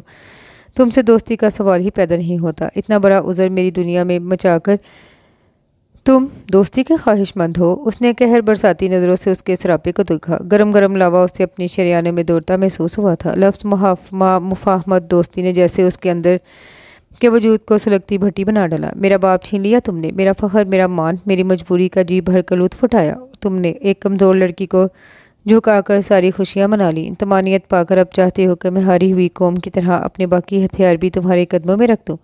نہیں ہارس، بھلا ریت پر بھی ناؤ چلتی ہے، باتوں سے گھاؤ نہیں بھرتے۔ اس کی آنکھوں میں نفرت کی سرخ ٹمٹماہٹیں سلگنے لگی۔ جہاں تک تمہارا اختیار تھا تم نے استعمال کر لیا۔ اب میں جانتی ہوں تم زبردستی اپنے اختیارات کا استعمال نہیں کر سکتے، تو دوستی کی آڑ میں مفاہمت کے پردے میں آسودگیاں پا لینا چاہتے ہو۔ میں اندھی بارش میں بکھر جانا پسند کروں گی، ٹوٹ جانا پسند کر لوں گی، مگر جھک جانا نہیں۔ اس کا لہجہ بہت سخت تھا۔ حارث فیروز اپنی جگہ بھونج کر رہ گیا۔ اس کی آنکھوں سے نفرت کی سلگتی شعاعوں، لہجے کی حقارت نے اسے چند ثانیوں کے لیے حیرت زدہ کر دیا۔ اس کا خیال تھا وہ آج اسے منا لے گا کہ اس نے محض غصے میں یہ سارا کچھ کر ڈالا تھا۔ اس کی مردانگی کا غبار تھا جو چیلنج کے روپ میں اڑایا تھا، بس وہ نکل گیا تھا۔ بھلا اس نازک سی لڑکی سے اس کو کیا دشمنی کرنی تھی؟ بھلے دشمنی کے اس دور میں وہ بڑے غیر محسوس طور پر اس کے بے حد قریب آ چکی تھی، مگر یہاں تو لہو منجمد کر دینے والا لہجہ تھا۔ اتنا پتھریلا پن اس کی خوش فہمی کی چادر کو تار تار کر دینے کو کافی تھا۔ اقصیٰ، میں نے نہ تمہارا باپ تم سے چھینا، نہ تمہارا فخر، وہ نرم لہجے میں بولا۔ یقین کرو اقصیٰ، جو کچھ مجھ سے سرزد ہوا یہ محض میرا وقتی غصہ تھا۔ انار پر پڑنے والی ضرب ہی کچھ ایسی ہوتی ہے کہ اس کی تکلیف اعصاب پر بوجھ بن کر رہتی ہے۔ رد کیے جانے کا کرب انگیز لمحہ شاید بہت پاورفل تھا کہ اس نے میری سوچنے سمجھنے کی ساری صلاحیتوں کو مفلوج کر دیا۔ بس وہ تپش انگ انگ کو جھلساتی رہی اور میں نے اس تپش کو تمہیں بے بس کر کے ختم کرنے کی کوشش کی۔ بلیو می اقصیٰ، یہ سب محض میرا جذباتی پن سمجھ لو۔ تم نے مجھے بڑے مجمع میں بے توقیر کر کے رکھ دیا۔ اس کا غصہ تھا، میرے اس لمحے کی بے چارگی تھی، بہت معصومانہ انتقام۔ اس نے ایک طویل قسم کی اعصاب شکن سانس خارج کرتے ہوئے گویا اعتراف جرم کر ڈالا، مگر اس کا یہ اعتراف جرم اقصیٰ کے انگ انگ کو چھیدتا ہوا گزر گیا۔ اس کا دل چاہا وہ اسے اس کی ایکٹنگ کی بھرپور داد دے یا پھر ریوالور اس پر خالی کر ڈالے۔ محض غصہ جسے تم غصہ کہہ کر نکال چکے ہو وہ میرے لیے کسی طوفان سے کم نہیں تھا۔ سب کچھ بہہ گیا۔ میری بے اختیاری پر حرز اٹھا کر تم اپنی انتقامی کارروائی کو معصومانہ قرار دے رہے ہو۔ وہ تپتی نظروں سے اسے دیکھنے لگی۔ ان نگاہوں میں دل گرفتگی تھی، وہ آنسو تھے جو اندر ہی اندر اسے جلاتے آئے تھے، اس کا قطرہ قطرہ خون نچوڑتے آئے تھے۔ حارث صاحب، عورت کے پاس بھی دل ہے، اسے بظاہر اختیار نہیں دیا گیا، مگر دل پر تو اس کا اختیار ہے۔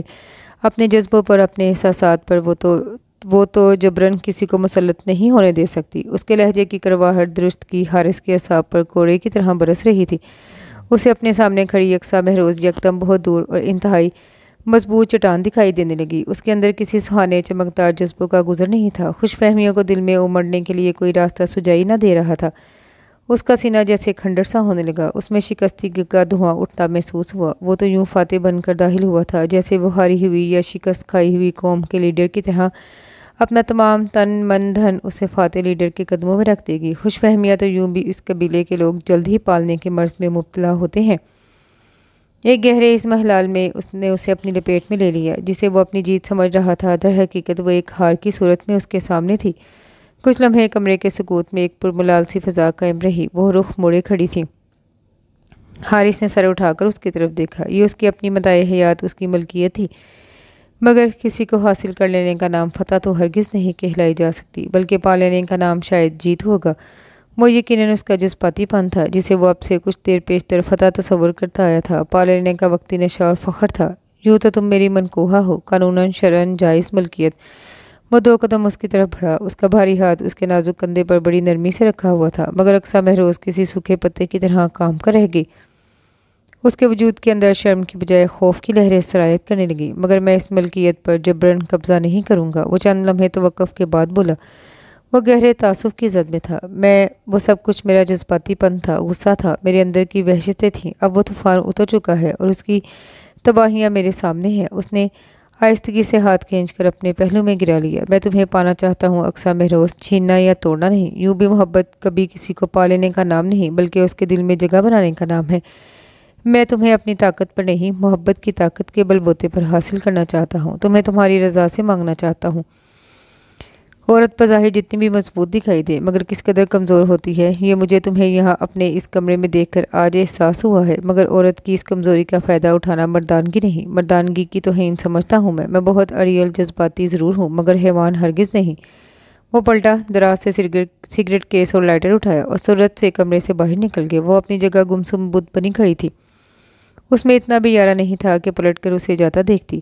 کئی لمحے ایسے ہی خالی خالی گزر گئے، پھر وہ آہستگی سے پلٹی۔ کمرے میں گہرا سکوت تھا، اس کے اپنے دل کی طرح۔ آنکھوں میں جانے کہاں بہت سے ستارے جگمگانے لگے، پھر یہ ستارے یکدم لڑیوں کی صورت میں رخساروں پر بکھر گئے۔ کبھی یوں ہوتا ہے کہ جذبات کا طوفان تھمتا ہے، غصے اور تلملاہٹوں کی روانی میں سستی آتی ہے، تو سوچنے کا عمل شروع ہو جاتا ہے اور یہی نفع اور نقصان کا احساس اجاگر ہونے لگتا ہے۔ کیا کھویا، کیا پایا؟ وہ جو کھویا وہ زیادہ تھا یا جو پایا وہ بہتر تھا؟ یہ سارے سوالات ذہن کی سطح پر ابھرنے لگتے ہیں۔ اگر جذبات اور غصے کے اس طوفان میں کھویا ہی کھویا ہو تو ایسی بے سکونی، ایسی آزردگی روح پر غالب آتی ہے، اور اب ایسی ہی بدمزہ اذیت ناک کیفیت میں گرفتار تھا حارث فیروز۔ وہ ساری لائٹس گل کیے گیسٹ روم میں بند تھا۔ جو اذیت وہ اپنی دانش میں اقصیٰ کو دینا چاہتا تھا، اس سے کہیں زیادہ اذیت ناکی میں خود گرفتار تھا۔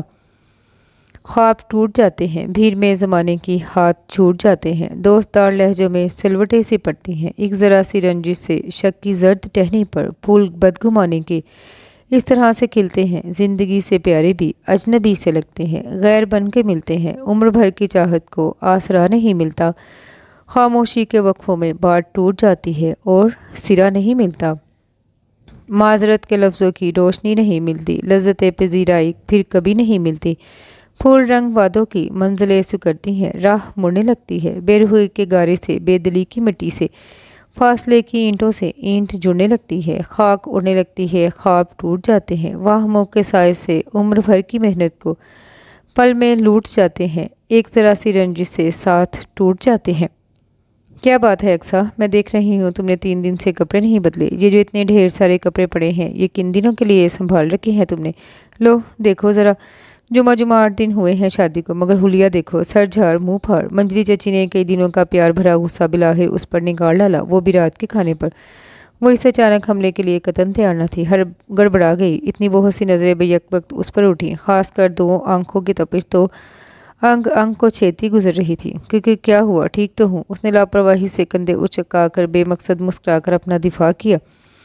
اب باقاعدہ سبھی اس کی طرف متوجہ تھے، مہروز چچا بھی اب بغور اسے دیکھنے لگے۔ انہیں بھی کچھ عجیب سا، کچھ غیر فطری سا لگا کہ انہیں بالکل معلومات نہیں تھی اس معاملے میں کہ دلہنیں کیسی ہوتی ہیں، مگر ان کے خیال میں کم از کم ایسی ہرگز نہیں ہوتی ہوں گی جیسی اقصیٰ تھی۔ سادے ملگجے کپڑوں میں ملبوس، تکلفاً بھی کسی زیور کا نام و نشان نہ تھا، بال بھی شاید 2 دن سے بنائے نہیں گئے تھے۔ انہیں یاد تھا انوشا شادی کے بعد ان کی طرف کا بنایا ہوا سارا زیور ہی تقریباً پہنے گھوما کرتی تھی، اس کے لبوں پر کھلکھلاہٹیں رہتی تھیں، ڈھیر ساری چوڑیاں کھنکتی رہتی تھیں۔ حارث تم بالکل خیال نہیں رکھتے اس کا؟ چچی نے گویا آج ہفتہ بھر کا حساب لینے کا پروگرام بنا ڈالا تھا۔ ان کا رخ حارث کی طرف ہو گیا۔ ہاں بھائی، ہماری بیٹی کا خیال نہیں رکھتے، کہیں گھومنے پھرنے کا پروگرام بناؤ بھائی، ہم تو ٹھہرے بوڑھے لوگ، تم تو بھی جوان ہو، شہر میں گھومو، شہر سے باہر کوئی پروگرام بنا ڈالو۔ منجلے چچا کو بھی یکلخت اپنی بہو کی فکر ہوئی، خفت سے اس کا چہرہ لال ہو گیا تھا۔ یوں کبھی اتنی ڈھیر ساری توجہ بھی خام خواہ بندے کو شرمندہ کر کے رکھ دیتی ہے، جو خود اپنا خیال نہ رکھنا چاہے اس کا کوئی اور خیال کیسے رکھ سکتا ہے؟ حارث کا جواب یقیناً غیر متوقع تھا۔ چچی نے اس کی طرف دیکھا۔ کیا مطلب ہے بھائی؟ مطلب تو آپ ان سے ہی پوچھ لیجئے، میری طرف سے اس پر کوئی کسی قسم کی پابندی نہیں ہے، نہ اچھا پہننے کی، نہ اچھا کھانے کی۔ وہ کھانا کھا چکا تھا، چنانچہ ہاتھ پونچھتا کرسی دھکیل کر دونوں چچاؤں کے ہمراہ ہی کھڑا ہو گیا۔ شجاع کو بھی فائلیں دکھانی تھی، سو وہ بڑے چچا کے ساتھ لیونگ روم میں چلے گیا۔ ए बेटी, मैं तो खुद कहती हूँ लड़कियों को बन सवर कर रहना चाहिए, दिल ना चाहे तब भी खुद पर जबर करके ही पहन ओढ़ लो। बड़ी चची अपने कमरे की तरफ जाते हारिस पर एक नज़र डालकर अक्सा को पिचकारते हुए बोली। कमरे में एक पल को सुकून छा गया। पर्दा उठाकर बाहर निकलता हारिस चची के लहजे की काट को छुरी की तरह अपने दिल पर महसूस करके खोल उठा। ये जबर करने की क्या बात कही भाभी आपने, अल्लाह ना करे कि अभी खुद पर जबर करने के दिन है। ये तो उम्र है खुशी से पहनने ओढ़ने की, इसे भला जबर करने की क्या ज़रूरत है। मंजरी चची जिठानी की इस बात पर बुरा मान गई, मगर जाहिर नहीं किया। दिल खुश ना हो तो इंसान खुद ही बन सवर कर रहता है, किसी के कहने टोकने की कब भला ज़रूरत पेश आती है। क्या अक्सा पहले ऐसी थी? माशाल्लाह, नज़रें बस से बचाए तो कैसी चमचम रहा करती थी। ज़रा नहा कर नया जोड़ा पहन लिया तो नज़र न ठहरती थी इस पर। रोज़ कहा करती थी मैं कि रोज़ ना नहाया कर, मगर कब मानती थी। बस दिल में जज्बा और शौक़ होना चाहिए। मैंने तो इसे हफ्ता भर से हंसते तो क्या मुस्कुराते हुए भी नहीं देखा। वो मेज से उठ गई और खटर पटर बर्तनों को समेटती हुई अपने जुमलों का शोर भी रुख में उतारती चली गई। मंजली चची का चेहरा सुर्ख हो गया, मगर जवाबन वो कुछ कहकर बात को तूल देना या झगड़ा उठाना नहीं चाहती थी। अलबत्ता जिठानी के जुमलों ने उन्हें शौक पहुंचाया, जैसे बड़ी महफिल में फ़कीर करके रख दिया हो। वो पछताने लगी, नाहक वो सबके सामने ये मौजू छेड़ बैठी। अक्सा चाय का मग लेकर टीवी लाउंज के सोफे पर जाकर बैठ गई। उसे बड़ी चची की इस हमदर्दाना गुफ्तगू से कतन कोई दिलचस्पी ना थी, ना उसके दिल में चची यानी अपनी सास की शर्मिंदगी से कोई नदामत हुई थी। हाँ, ज़रा सा तासुब ज़रूर हुआ था। बहर कैफ जो अजियत दुख और नुकसान उसके हिस्से में आया था वो उनसे कहीं ज़्यादा था। वो सबसे ही यूं खिंची रहती थी जैसे सारे ही हारिस फ़रोज़ के हमरा उसे बर्बाद कर देने में शामिल रहे हों। देखो, इस तरह ज़िंदगी नहीं गुजर सकती। रात हारिस सख्त झुंझलाहट का शिकार हो रहा था। आज चची जान की ज़ुबान खुली है, कल बाकी सब भी उंगलियां उठाने लगेंगे। बंद करो तमाशा, अब ये फ़ैसला भी तुम्हारा था, मेरा नहीं। वो इत्मीनान से कहती उसका इत्मीनान और सुकून गारद करके बाथरूम की तरफ भरी कि उसने ज़ोर से उसका बाजू खींचा। वो इस हमले के लिए कतन तैयार नहीं थी। लड़खड़ा कर दीवार से जा लगी। गुस्से से उसका रवां रवां चटकने लगा था। देखो अक्सा, ये ज़िंदगी एक बार ही मिलती है, इसे अना और ज़िद की नज़र कर देना सरासर हिमाकत है। जो हो गया क्यों ना उसे भूल जाएं और नए सिरे से एक खुशगवार हंसती मुस्कुराती ज़िंदगी की इब्तिदा करें। उसके लहजे में नरमी थी, जज्बों की आन जो इस तक बराह रास्त पहुँचकर उसे बुरी तरह झुलसा गई। इस ज़िंदगी को उसने अपनी मर्ज़ी और मंशा और तमाम तर दिली जज्बों के साथ शुरू किया होता तो शायद इस वक्त हारिस फ़रोज़ की आंखों में बसी चमक, उसकी कुर्बत, उसका इसरार उसके अंदर फूल खिला देता, उसके रुखसारों को गुलनार कर देता। उसके सुहाने जज्बे होते उसकी अना को इस शख्स ने इस बुरी तरह ना रोंदा होता तो उसकी ये कुर्बत, ये इस्तेहकाक भरी निगाहें यकीनन उसके अंदर हलचल मचा देती, उसके जज्बों के समंदर में तूफान ले आती, वो पिघल जाती। मगर उसने इंतहाई सख्ती से उसका हाथ झटक दिया। भूल जाना मेरे नज़दीक ऐसा ही है हारिस साहब, जैसे दहकते अलाव से खैरियत गुजर जाना। भला आग से भी कोई खैरियत से गुजर चुका है। वो बोली तो उसके लहजे में चिंगारियां चटक रही थी। बस मैंने तुम्हारे इस इंतकामी सफ़र में बहुत कुछ खो दिया है, अब मज़ीद कुछ खोना नहीं चाहती। वो जाने को पलटी तो उसने हाथ बढ़ाकर उसका रास्ता रोक लिया। जब खुद को इतनी बाख्तियार समझती रही तो मेरी ज़िंदगी में दाखिल क्यों हुई? जब खबर थी कि मैं ये सब इंतकामन कर रहा हूँ। फिर उसने जेब से सिगरेट निकाली और उसे लाइटर का शोला दिखाते हुए गोया उसे भी सुलगा डाला। बस वहीं पर मैं बेख्तियार थी, जिसका तुमने भरपूर फ़ायदा उठाया है। वो खोलती हुई पीछे हटी। उसकी आंखों में क्या था, लहजा भर को वो कांप उठी। मैं सच कहूँ कि खुशफहमी है ये भी तुम्हारी कि बेबस तो तुम अब भी हो यहाँ पर इस वक्त।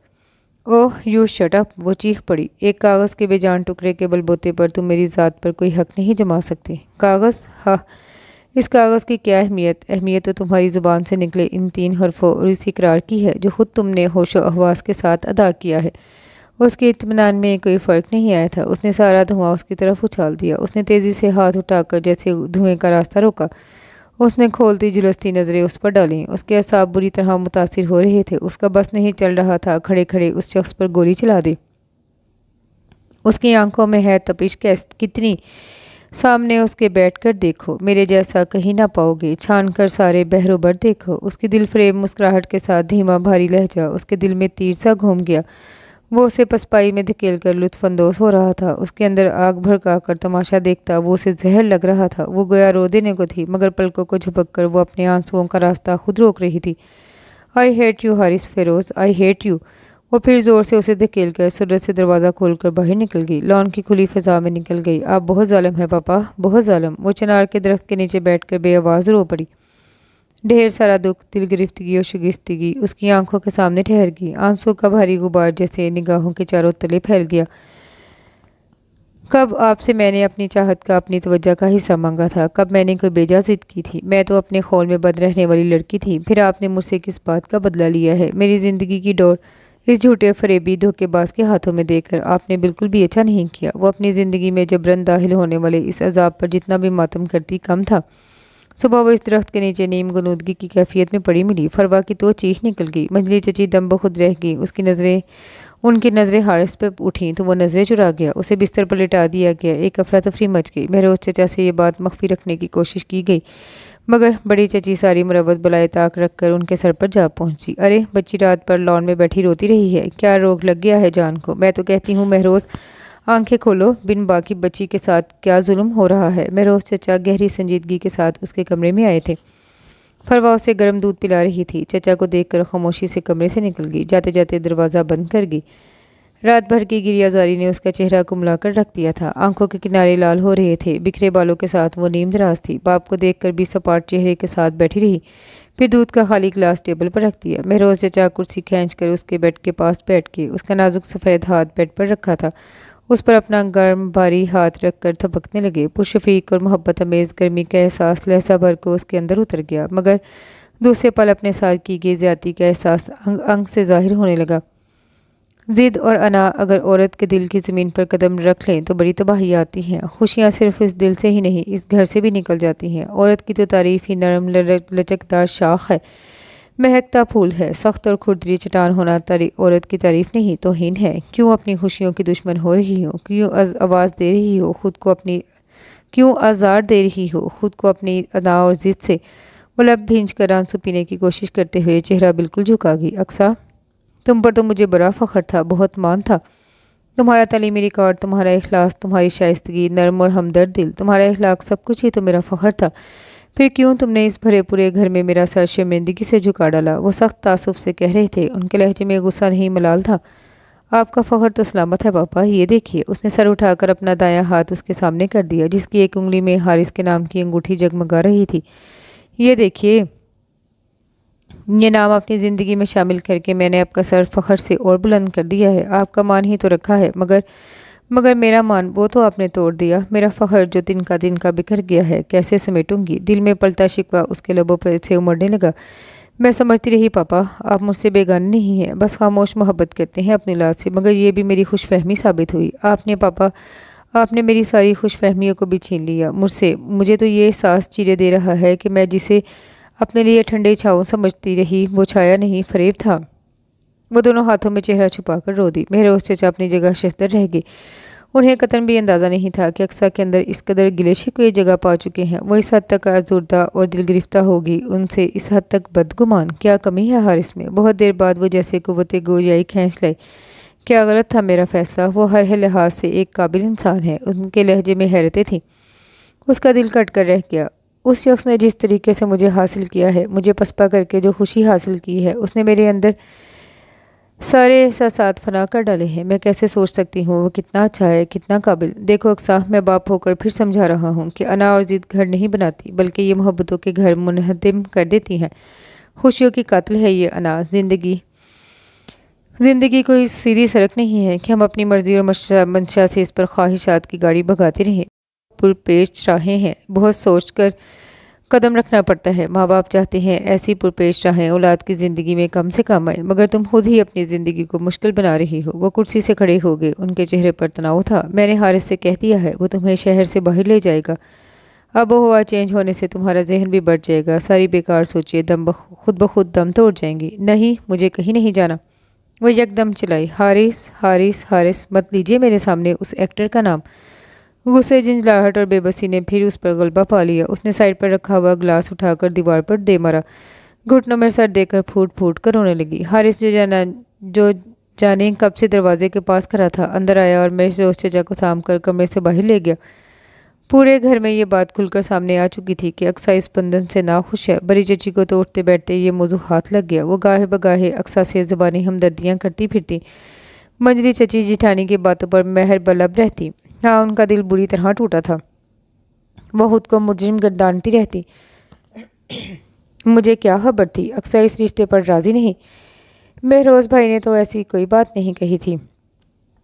वो रो पड़ती, कभी हारिस से उलझ पड़ती। ये सब तुम्हारी वजह से हुआ है। ना तुम मेरे पीछे हाथ धोकर पड़ते, ना मैं महरोज भाई के आगे दागमन फैलाती। पहले अक्सा की मर्जी खुद मालूम करती। सच सच बताओ हारिस, मामला क्या है? क्यों वो तुमसे इतनी बेजार है? क्या वही अनुषा वाला मामला है या कोई और बात भी है? ओहो मी, मैंने कहा ना, सिर्फ गुस्सा है उसे कि चचा जान ने उसकी मर्जी मालूम किए बिना रिश्ता तय कर दिया। आप फिक्र मत करें, सब ठीक हो जाएगा। उसने चची को तसल्ली दी, मगर दर हकीकत खुद अंदर से सख्त टेंशन का शिकार हो रहा था। अक्सा का लहजा, उसकी दिल गिरफ्तगी उसे मुस्तरिब किए हुए थी।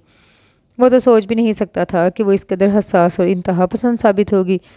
उसकी सारी खुशफहमियाँ धरी की धरी रह गई थी। जितना अक्सा महरोज उसके दिल के करीब आती जा रही थी, उतने ही वो फासले बढ़ा रही थी। वो उसे अपनी मर्दानगी के ज़ोम में तोड़ना या झुकाना नहीं चाहता था, उसे पाना चाहता था। मगर जिन गलतफहमी और बदगुमानियों ने उसके अंदर कदम जमा लिए थे, इन बदगुमानियों को दूर करने का कोई तरीका उसकी समझ में नहीं आ रहा था। वो तो उसकी कोई बात ही सुनने की रवादार नहीं थी। बेयकीनी के रंगों में उलझी हुई चांदनी दर्द की जगमगाती नहीं, धुंध की झील पर तैरती है मगर राह पाती नहीं। वो नज़र जो सितारों की हमराज थी, 10 कदम दूर तक साथ जाती नहीं। रोशनी भी कहीं कुछ दिखाती नहीं। आंख कहती है बाहर बहुत धुंध है, दिल ये कहता है अंदर भी कम तो नहीं। उसने आईने में खुद को एक नज़र देखा, फिर होंठों पर उंगली फेरने लगी। जब हंसी गुम हो जाए तो सिर्फ होंठों की तह को क्या सजाना। चाची ठीक ही तो कहती हैं, शौक और उमंगे पैदा करने वाले वलवले दिल में मौजन हो तो खुद बहुत रंगों से प्यार हो जाता है। संवरने का दिल चाहता है। मकान ही जब खाली हो, बेआबाद हो, तो रंग और रोगन किसके लिए किया जाए? उन्हें दिल का शोर आरास्ता किस लिए किया जाए? उसने सादा सा हेयर बैंड उठाया और आईने के सामने से हट गई। हारिस भाई तुमसे बहुत मोहब्बत करते हैं अक्सा। फरवा अपनी जगह से उठकर उसके पास खड़ी हो गई। वो खिड़की खोले अब बाहर झांक रही थी। हल्की फुहार से सारा लॉन भीगा भीगा और खूबसूरत लग रहा था।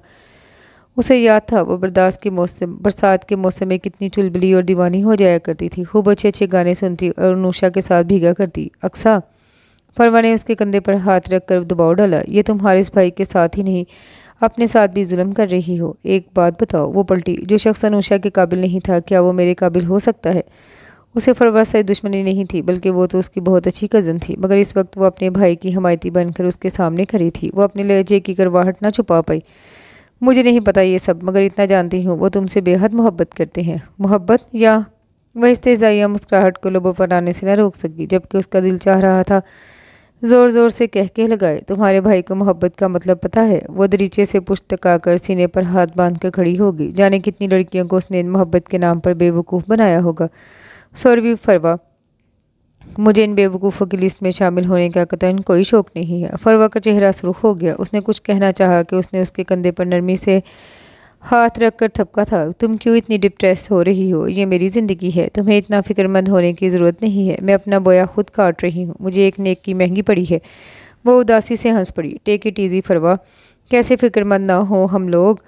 जो ज़िंदगी तुम दोनों गुजार रहे हो, ये कोई खुशाइंद और आसूदा नहीं है कि हम मुतमिन हो जाएं। ना हम खामोश तमाशाई बनकर ये सब देख सकते हैं। वो रो देने को थी। एक दो लम्हे सुकूत की नज़र हो गए, फिर इस सुकूत में यकदम फरविया की सिसकियाँ गूंजने लगी। ज़िंदगी कहाँ गुजार रही हूँ, ज़िंदगी तो मुझे गुजार रही है। मैं खुद अपनी तमाशाई हूँ। तुम्हें इस रिश्ते पर सर नहीं झुकाना चाहिए था। चचा जान को मना कर देती, उनकी बात को रद्द कर देती तो अच्छा था। ये दुख तो तुम्हारी ज़िंदगी में ना आता।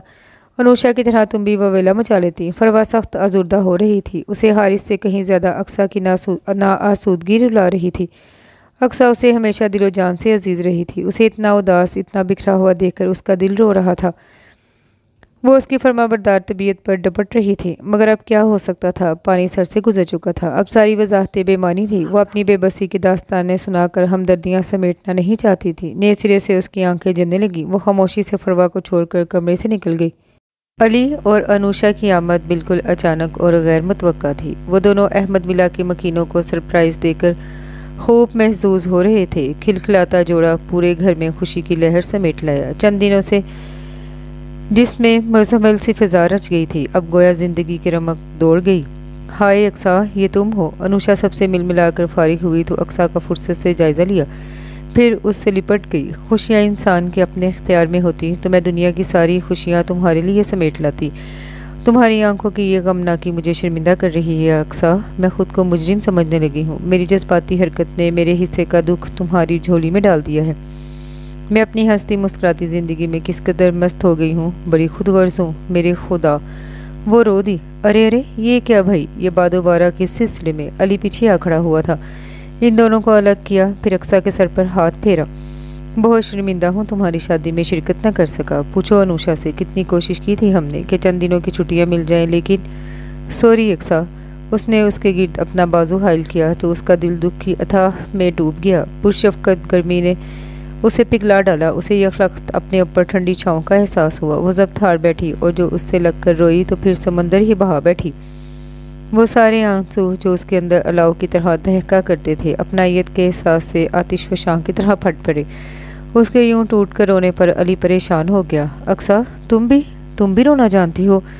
Very surprising behaviour. اس نے حیران ہوتے ہوئے پیار سے اس کا چہرہ اوپر اٹھایا۔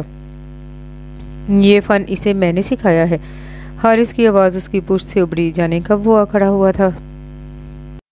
علی نے پلٹ کر اس کی طرف دیکھا، پھر زیر لب مسکرا دیا۔ ادھر بہتے آنسو یکدم رک گئے۔ وہ غیر محسوس طریقے سے چونک کر علی سے الگ ہوئی، کچھ اس جملے کی کاٹ کو محسوس کر کے اور کچھ اس شخص کی کمرے میں موجودگی پر۔ رخساروں پر جلملاتے ستاروں کو اس نے جلدی سے رگڑ ڈالا۔ وہ کسی طور پر بھی اس شخص کے سامنے خود کو کمزور ظاہر نہیں کرنا چاہتی تھی۔ ان 3 مہینوں میں کوئی ڈھنگ کا فن بھی سکھا سکتے تھے، مثلاً۔ وہ خوش دلی کے ساتھ پوچھنے لگا تو علی اس کے کندھے پر ہاتھ مار کر ہنس پڑا۔ اب یہ بھی میں ہی بتاؤں؟ بھائی مجھے تو تم دونوں سخت بور قسم کے کپل لگ رہے ہو۔ لگتا ہی نہیں ہے نیا نویلا بالکل جدید جوڑا ہے۔ ہماری طرف دیکھو، سال بھر ہونے کو آیا، مگر یوں لگتا ہے ابھی قاضی صاحب کو بتاشے دے کر رخصت کیا ہے۔ اس کا انداز مزاحیہ تھا۔ کمرے میں بکھرنے والی بے ساختہ مسکراہٹوں میں حارث کا کہا بلند تھا۔ ماشاء اللہ، خدا نظر بد سے بچائے، مگر ہماری طرف کا تو یہ معاملہ ہے کہ بے نیازی حد سے گزری، بندہ پرور کب تلک۔ ہم کہیں گے حال دل اور آپ فرمائیں گے کیا؟ اس نے بھی شرارتی لہجہ اپنایا ہوا تھا، البتہ اس کی طرف اٹھائی گئی نظروں میں ایک شکوہ سمٹا ہوا تھا۔ اقصیٰ نے جلدی سے نگاہوں کا زاویہ بدل لیا۔ وہ اچھی طرح جانتی تھی اس کے شعر کا بیک گراؤنڈ۔ پھر انوشا کا ہاتھ تھام کر کمرے سے نکل گئی۔ بے نیازی کیا مطلب؟ علی بڑی سنجیدگی کے ساتھ اس کی طرف گھوم گیا۔ کمرے میں لہجہ بھر سکوت چھا گیا۔ پھر اس سکوت کو حارث نہیں توڑا۔ بے نیازی کا مطلب ہوتا ہے بے پرواہی، استغنا۔ وہ قطعی غیر سنجیدگی کے ساتھ بولا، مگر علی الجھ کر اس کو گھورنے لگا۔ او ہو یار، مذاق کر رہا ہوں، تم سنجیدہ ہو گئے، چلو آؤ۔ وہ اس کا ہاتھ پکڑ کر کمرے سے باہر لے آیا، مگر علی کے دل میں ایک کھٹک سی پیدا ہو گئی تھی۔ اقصیٰ کی اتری صورت دیکھ کر وہ پہلے ہی چونکا تھا۔ اس کے حافظے میں تو ہنستی مسکراتی کھلکھلاتی اقصیٰ مقید تھی، جو اس کی شادی کے سارے فنکشنز میں اپنی تمام تر و تازگی اور نغمگی کے ساتھ اسے چھیڑا کرتی۔ پھر بھلا وہ کیسے نہ چونکتا؟ اس اجری ویران صورت اقصیٰ کو دیکھ کر حارث کے مذاق کو مذاق کیسے تسلیم کر لیتا؟ اس نے کوئی جرح نہ کی۔ ہاں، اب خاموشی سے وہ اس پورے ماحول کو واچ کر رہا تھا، اور آخر ایک دن اس کے ہاتھ میں وہ سرا آ گیا۔ اس کے شک کو یقین مل گیا۔ انوشا اس کے سامنے کھل کر روتے ہوئے کہہ رہی تھی، علی آپ نہیں جانتے، میں اقصیٰ کی مجرم ہوں۔ میں اپنے حصے کی خوشیاں سمیٹتے ہوئے اسے بھلا بیٹھی تھی، جو میرے حصے کے کانٹے اپنے دامن میں الجھائے بیٹھی ہے۔ کیا مطلب؟ وہ بھونج کا رہ گیا۔ آپ یہاں تھے ہی کب؟ جو کچھ خبر ہوتی۔ وہ ٹیشو سے ناک رگڑنے لگی، پھر ساری بات بتا دی کہ کس طرح اس کا اور حارث کا وہ رشتہ ٹوٹا اور علی سے وہ منسوب ہوئی۔ علی تو یہ سب سن کر کتنے لمحے گھنگ رہ گیا، پھر اپنے خاندان کی عورتوں پر ماتم کرتا کمرے سے نکل گیا۔ یہ کہاں کی دوستی ہے کہ بنے ہیں دوست ناصح؟ کوئی چارہ ساز ہوتا، کوئی غمگسار ہوتا۔ میں مذاق کے موڈ میں نہیں ہوں حارث، اور نہ بات مذاق میں ٹالنے کی ہے۔ علی اس کی غیر سنجیدگی پر کلس کر رہ گیا، پھر اس کے ہونٹوں سے سگریٹ نکال کر ایش ٹرے میں مسل دی۔ خود کو عہد جدید کا عظیم مجنوں ظاہر کرنے کی کوشش مت کرو۔ فی زمانہ صحرا میں پچھاڑے کھانا ناممکن ہے، بلکہ اس کا تصور ہی ہیبت ناک ہے۔ بی سیریس اور اس مسئلے کو حل کرو۔ یوں منہ لپیٹ کر بیٹھ جانے سے زندگی نہیں گزر جاتی۔ میرے نزدیک یہ انتہائی احمقانہ تصور ہے جو زندگی تم 3 ماہ سے گزار رہے ہو۔ تم دونوں اس خوش فہمی میں مبتلا ہو کہ تو خوشیاں تشتری میں سجا کر تم دو لوگوں کو پیش کر دی جائیں گی، یا تم سمجھ رہے ہو کوئی آسمان سے اترے گا اور تم دونوں کے مابین پھیلے ان فاصلوں کو سمیٹ لے گا۔ مائی گاڈ، تم اتنے عقل مند اور ذہین انسان ہو کر بھی اس قدر حماقت کا ثبوت دے رہے ہو۔ وہ نئی سگریٹ جلا کر بڑے تحمل سے علی کی باتیں سن رہا تھا۔ علی غصے میں سرخ چہرے کے ساتھ یہاں وہاں ٹہل رہا تھا۔ میں اس احمق لڑکی سے بھی بات کرتا ہوں، کیا سمجھ رکھا ہے اس نے زندگی کو؟ حد ہو گئی۔ کیا فائدہ اتنی تعلیم حاصل کرنے کا؟ جہالت ہی دکھانی تھی تو پھر جاہل ہی رہتے تم لوگ، تعلیم کو بدنام تو نہ کرتے۔ اس نے سخت کڑے تیوروں سے اس کی طرف دیکھا۔ جب تم نے اس سے اپنے کیے پر معذرت کر لی، تمہیں ندامت کا احساس ہو گیا، اپنی جذباتی حرکت پر افسوس بھی ہے، تو پھر کس بات پر وہ کر رہی ہے؟ پاپا نے آج تک کوئی غلط فیصلہ نہیں کیا، پھر یہ کیسے غلط ہو سکتا ہے؟ وہ حد سے زیادہ احمق ہے، لیکن تمہیں اس احمق سے کوئی بات کرنے کی ضرورت نہیں ہے، اس معاملے کو تم اس سے ڈسکس نہیں کرو گے۔ وہ صوفے سے اٹھ کر اس کی راہ میں آ گیا، کسی سخت چٹان کی طرح۔ کیوں؟ علی نے ابرو چڑھا کر اسے دیکھا، جہاں گہری سنجیدگی تھی۔ آخر کب تک تم دونوں اس طرح فاصلوں سے چلتے رہو گے؟ لوگوں کو خود پر انگلیاں اٹھانے کا موقع دو گے؟ اس نے جھنجلا کر اس کی شکل دیکھی۔ اس لیے کزن کہ ایسا کوئی یقین نہیں ہے کہ اب یہ فاصلے سمٹ جائیں گے۔ یہ کہتے ہوئے اس نے دیوار پر نظریں جما لی اور ہونٹوں سے دھوئے کا غبار نکال کر نگاہوں کے سامنے پھیلا لیا۔ اس سے کہیں زیادہ غبار اور کثیف دھند اس کے اندر جمع تھی۔ علی، مجھے اپنی غلطی کا اعتراف ہے، میں نے اسے انتقاماً ہی حاصل کیا تھا۔ اس نے ایک مرد کی انا کو چیلنج کیا، اور انا پر پڑنے والی ضرب کچھ ایسی تھی کہ اس کا درد، اس کی تلملاہٹیں میری دوسری سوچوں کو مفلوج کر گئی۔ میرا خیال تھا میرے اندر کی تپش شاید اس طرح بجھے گی، مگر اس نے ایک گہری سانس لے کر سینے پر ہاتھ باندھ کر دیوار سے ٹیک لگا لی۔ اس کی آنکھوں کی سطح پر نارا رسائی کا کرب اور دکھ پھیل گیا۔ ایک عزم ہلال تھا جو اس کی روح پر محیط ہو گیا۔ اس انتقامی آگ نے تو مجھے ہی جلا کر بھسم کر دیا۔ علی ان ساری باتوں کو بھول کر نئے سرے سے خوشگوار زندگی کا آغاز کرنا چاہا، مگر وہ مفاہمت پر آمادہ نہیں ہے۔ اس نے بات کے اختتام پر علی کی طرف دیکھا۔ اس سے زیادہ میں کیا کر سکتا ہوں؟ بار بار اپنی انا اور خودداری کا خون نہیں کر سکتا۔ مرتبہ میرا یہی ہے کہ زمیں ذات ہوں میں، سو وہاں ہوں کہ جہاں تک کوئی جا سکتا ہے۔ وہ یہ کہہ کر ہنس پڑا، بڑی خالی اور آزار دینے والی ہنسی تھی۔ علی کا دل رنج سے بھر گیا۔ میں جانتا ہوں وہ تھوڑی بہت احمق اور خود سر ہے، مگر اپنے پہلو میں ایک نرم اور ہمدرد دل رکھتی ہے۔ ہمدرد؟ وہ بے اختیار ہنس پڑا۔ یقیناً وہ اپنے پہلو میں ہمدرد دل رکھتی ہے، مگر علی مہروز، مجھے ہمدردیاں نہیں چاہیے۔ وہ طنز نہیں کر رہا تھا، شاید خود پر ہنس رہا تھا۔ علی ذرا سا چھیم گیا، پھر اس کے کندھے پر ہاتھ رکھ دیا۔ وہ تم سے نفرت نہیں کر سکتی، میں جانتا ہوں، بس وقتی غصہ ہے جو تمہاری ہی کوشش اور تھوڑی محنت سے دور ہو سکتا ہے۔ سوری علی، میں بھی انسان ہوں، گوشت پوست کا ایک انسان۔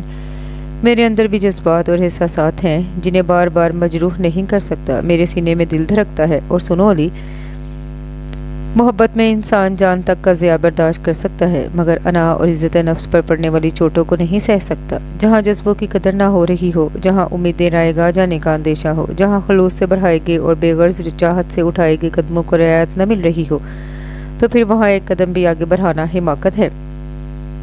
اس کا لہجہ یکدم پتھریلا ہو گیا۔ اس نے نرمی سے علی کا ہاتھ اپنے کندھے سے ہٹا دیا اور جھک کر دراز سے سگریٹ کا پیکٹ ڈھونڈنے لگا۔ تو پھر اس بودے بندھن کو باندھنے کا رکھنے کا فائدہ؟ توڑ ڈالو، یہ تو تمہارے اختیار سے باہر نہیں ہے نا۔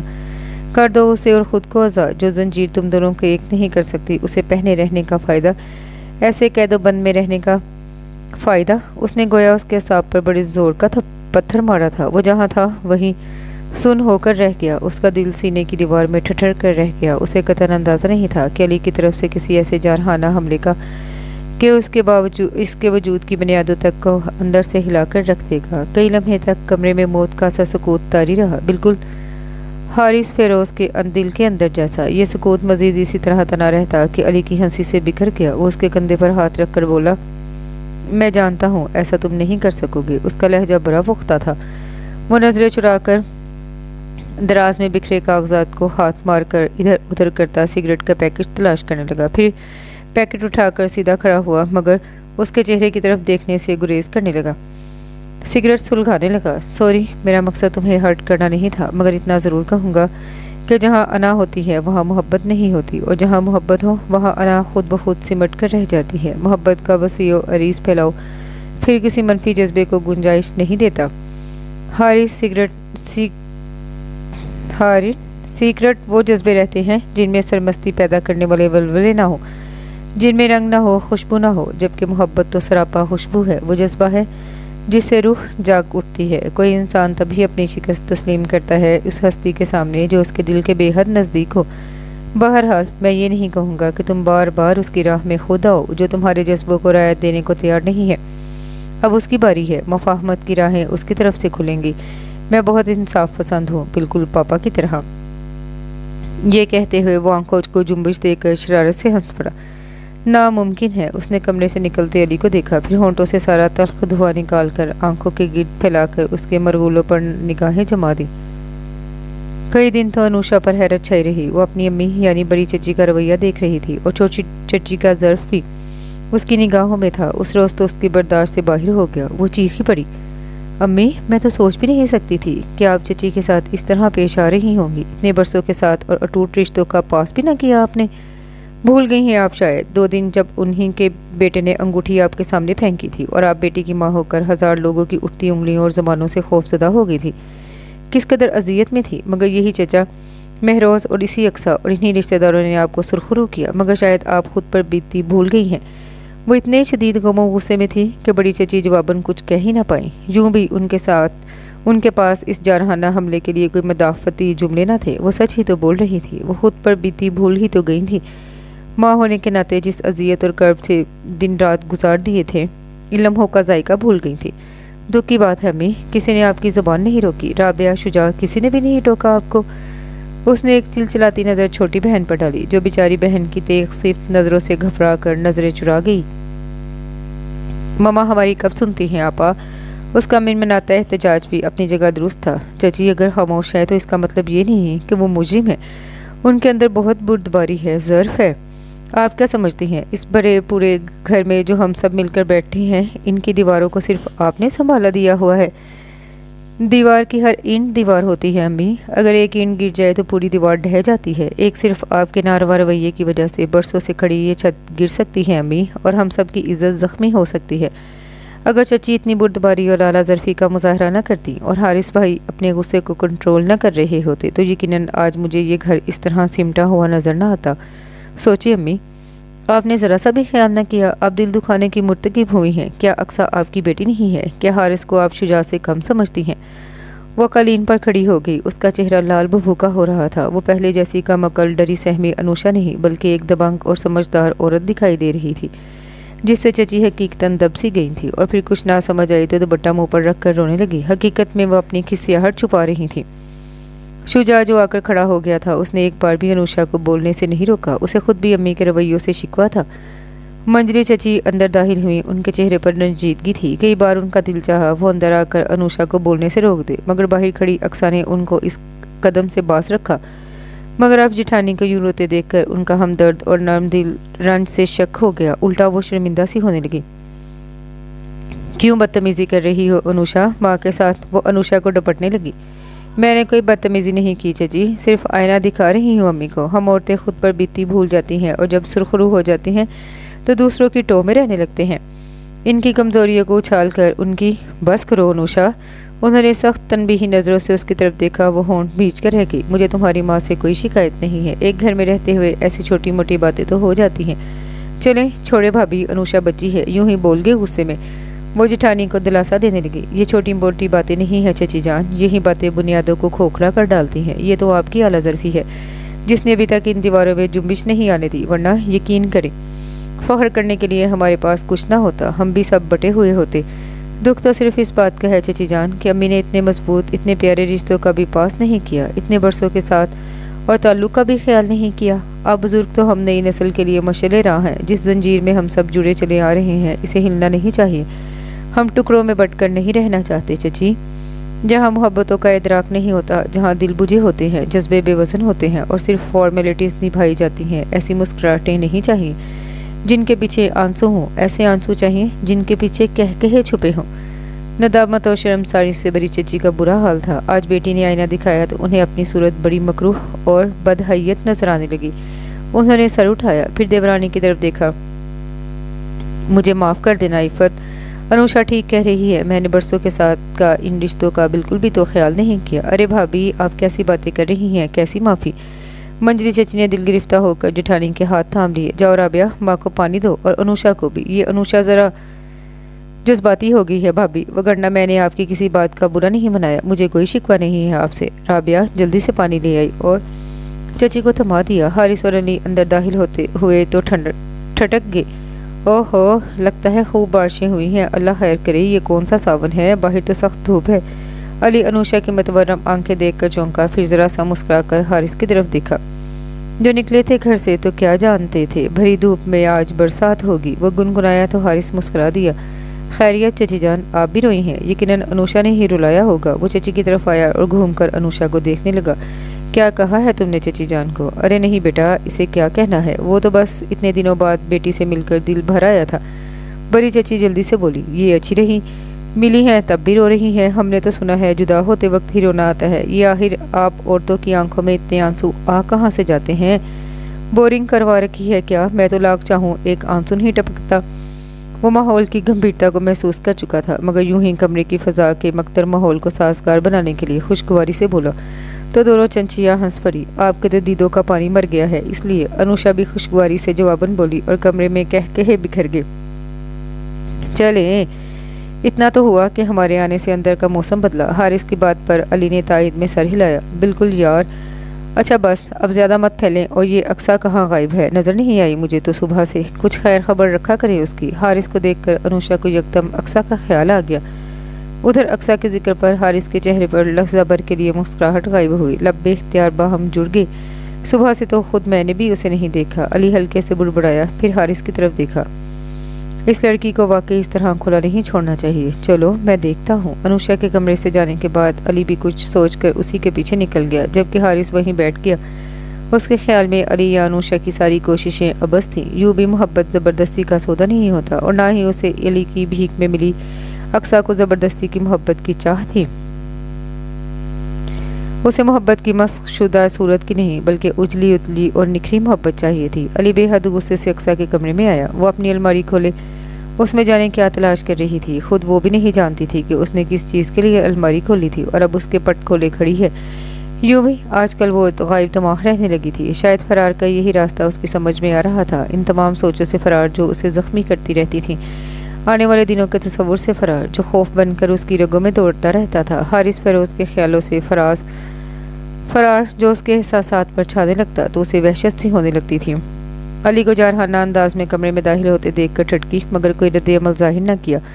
यूँ खड़ी रही कि आजकल दोनों के माबेन सर्द जंग जारी थी। वो दरवाज़ा बंद करके उसके पास आया। अक्सा, यकीनन ज़िंदगी में दो बातें तकलीफ़देह होती हैं। एक वो जिसकी ख्वाहिश हो मगर ना मिलना, और दूसरी जिसकी ख्वाहिश ना हो उसका मिल जाना। मगर क्या तकदीर बनाने वाले से लड़कर तुम वो सब पा सकती हो जिसकी ख्वाहिशमंद हो? वो उसकी शक्ल और पशमुर्दगी देखकर अपने चेहरे का तनाव ढीला करता लहजे में नरमी समेटते हुए बोला। उसने ना समझने वाले अंदाज में उसकी तरफ देखा, फिर सर झुकाकर अलमारी बंद करके वहाँ से मुड़ गई। अब कोई ख्वाहिश ही नहीं रही। ख्वाहिश, उमंगे और वलवले पैदा करने वाले जज्बे तो कब के फना हो चुके हैं। वो ज़रा सा हंसी, यूँ जैसे खुद पर हंस रही हो। आंखों में अपनी उजाड़ जिंदगी का अक्स गहरा हो गया। उमंगे पैदा हो सकती हैं, याद रखो। अंधेरा जितना भी हो, दबीज हो, मामूली सी किरण से कट सकता है। मगर खैर, तुम एक बेवकूफ़ लड़की की तरह महज अपनी अना को गले से लगाए बैठी हो, तो कल खुशियाँ तुम्हारे कदम नहीं चूम सकती। खुशियाँ तलाश करनी पड़ती हैं। वो बरहम सा होकर बोला, मगर वो यूं ही मुंह मोड़े खड़ी रही। मैं एक बंद गली में सफ़र कर रही हूँ, जहाँ कोई किरण नहीं फूट सकती, जहाँ किसी खुशी का गुजर नहीं है। ये सब पापा शट अप। उसकी बात पूरी होने से पहले अली ने भड़क कर उसका रुख अपनी तरफ किया। मुझे तो आज खबर हुई है कि तुम ना सिर्फ पापा के फैसले से मुतनफ़र थी, बल्कि खुद उनसे भी मुंह बोरे बैठी थी, सिर्फ इसलिए कि उन्होंने तुम्हारी अना, तुम्हारी बचकाना सोच के बरक्स अपने तजर्बे की रोशनी में फ़ैसला किया था। मैं कोई भकड़ी नहीं थी कि उसे किसी भी खोंटे से बांध दिया जाता, उसे 2 वक्त का खाना और अच्छा कपड़ा दे दिया जाए। मेरे भी कुछ एहसासात थे। मैं ज़िंदा इंसान हूँ अली, सोच और एहसासात रखने वाली। मगर पापा ये बात नहीं समझते। वो एक सफ़ाक और शकील कल्ब इंसान है। वो बाप नहीं है, बल्कि उसका जुमला पूरा ना हो सका। अली का हाथ उसके रुखसार पर सन्नाटे से पड़ा। एक कर्बनाक एहसास उसकी रग रग को छू गया, मगर वो खामोशी से ये वार सह गई। आंखें अलबत्ता तकलीफ़देह एहसास से पानियों से भर गई थीं। मैं ही कसूरवार नजर आती हूँ सबको। खामोश रही तो कुर्बान कर दी गई, और बोलकर गुस्ताख और बदजुबान कहलाई। तुम भी मुझे ही गलत समझ रहे हो, और यही चाहते हो ना मैं समझौता कर लूँ इस ज़िंदगी से, अपने साथ की गई ज़्यादती को भूल जाऊँ और ज़बरदस्ती की मुस्कुराहट सजा लूँ लबों पर। यही ना, यही चाहते हो ना तुम सब। वो बेड के किनारे बैठकर दोनों हाथों में चेहरा ढांप कर रोने लगी। हो समझौता? अक्सा सिस्टर, दूसरों की खातिर खुद को मार डाला, अंदर की कब्र में ख्वाहिशात को दफन कर देना किसे कहते हैं तुम क्या जानो, और इसकी अज़ियत से तुम वाकिफ़ ही नहीं हो सकती, जिसे तुम अपना पहाड़ जितना गम समझती हो, ये तो गम ही नहीं है, महज तुम्हारी अनायत का गुरूर, तुम्हारी सरकशी और ज़िद्दीपन का ववेला है। दुख के असल मफ़हूम से तुम आशना ही नहीं हो। जिस दुख और अजियत का सफ़र पापा ने किया है, मैं और तुम तो इसका तसव्वुर भी नहीं कर सकते। तुम आज जिस शख्स को सफ़ाक ज़ालिम इंसान कह रही हो, हकीकत में वो इतने ही सफ़ाक और खुदगर्ज़ होते तो कम अज़ कम अपनी खुशियाँ तो पा लेते। आज इतना कुछ हमें देने के बाद भी वो खाली हाथ तो ना होते। सिर्फ हम दोनों की खातिर उन्होंने अपने तमाम तर जज्बों को अपने ही दिल की कब्र में दफन कर डाला।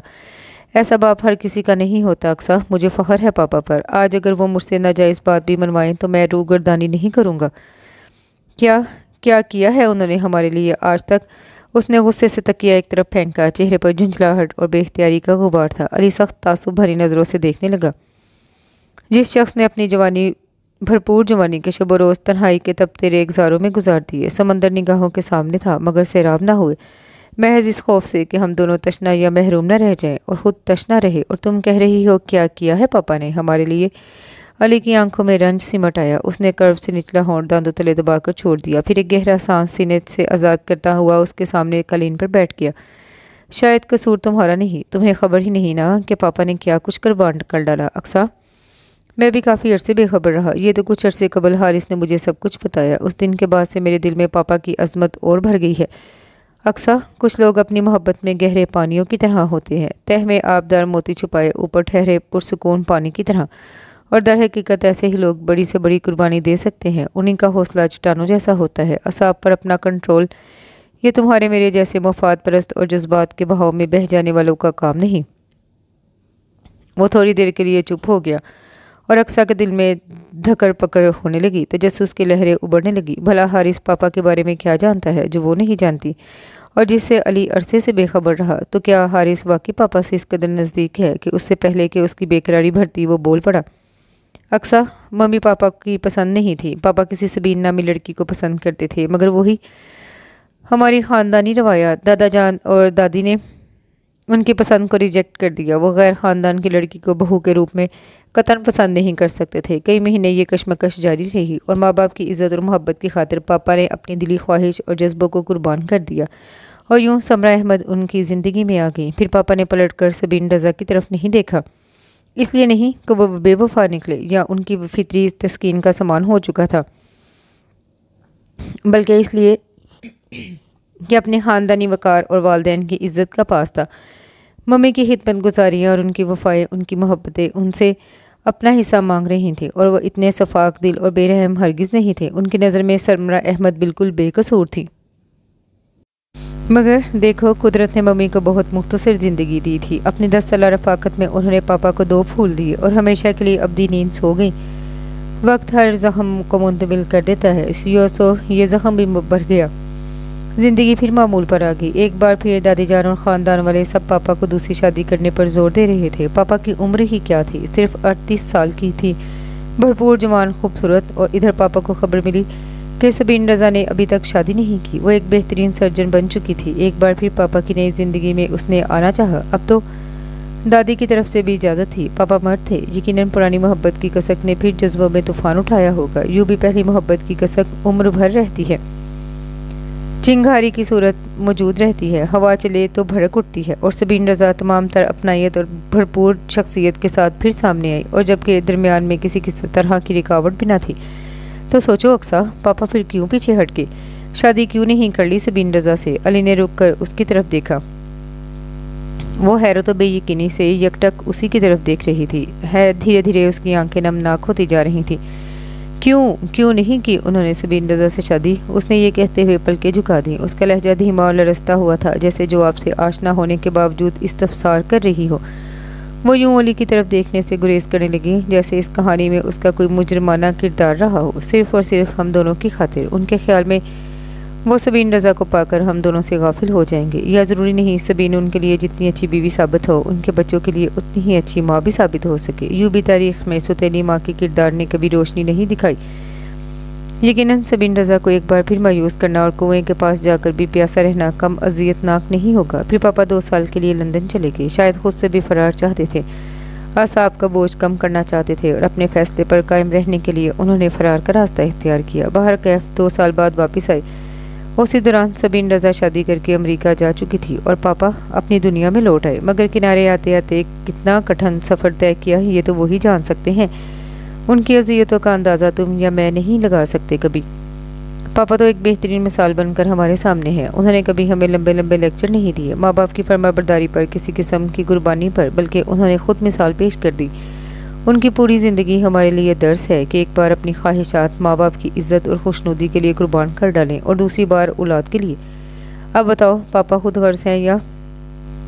बस करो अली, वो यकदम कर्ब से चिल्लाई। उसका असाबी निज़ाम बुरी तरह तोड़ फोड़ का शिकार हो रहा था। नदामत के काट से अंदर ही अंदर चीरे दे रही थी। अली ने उसकी तरफ देखा, वो दोनों हाथों में चेहरा छुपाए रो रही थी। उसने कोई मुदाखलत न की और उसे रोने दिया और कालीन से उठकर टहलने लगा।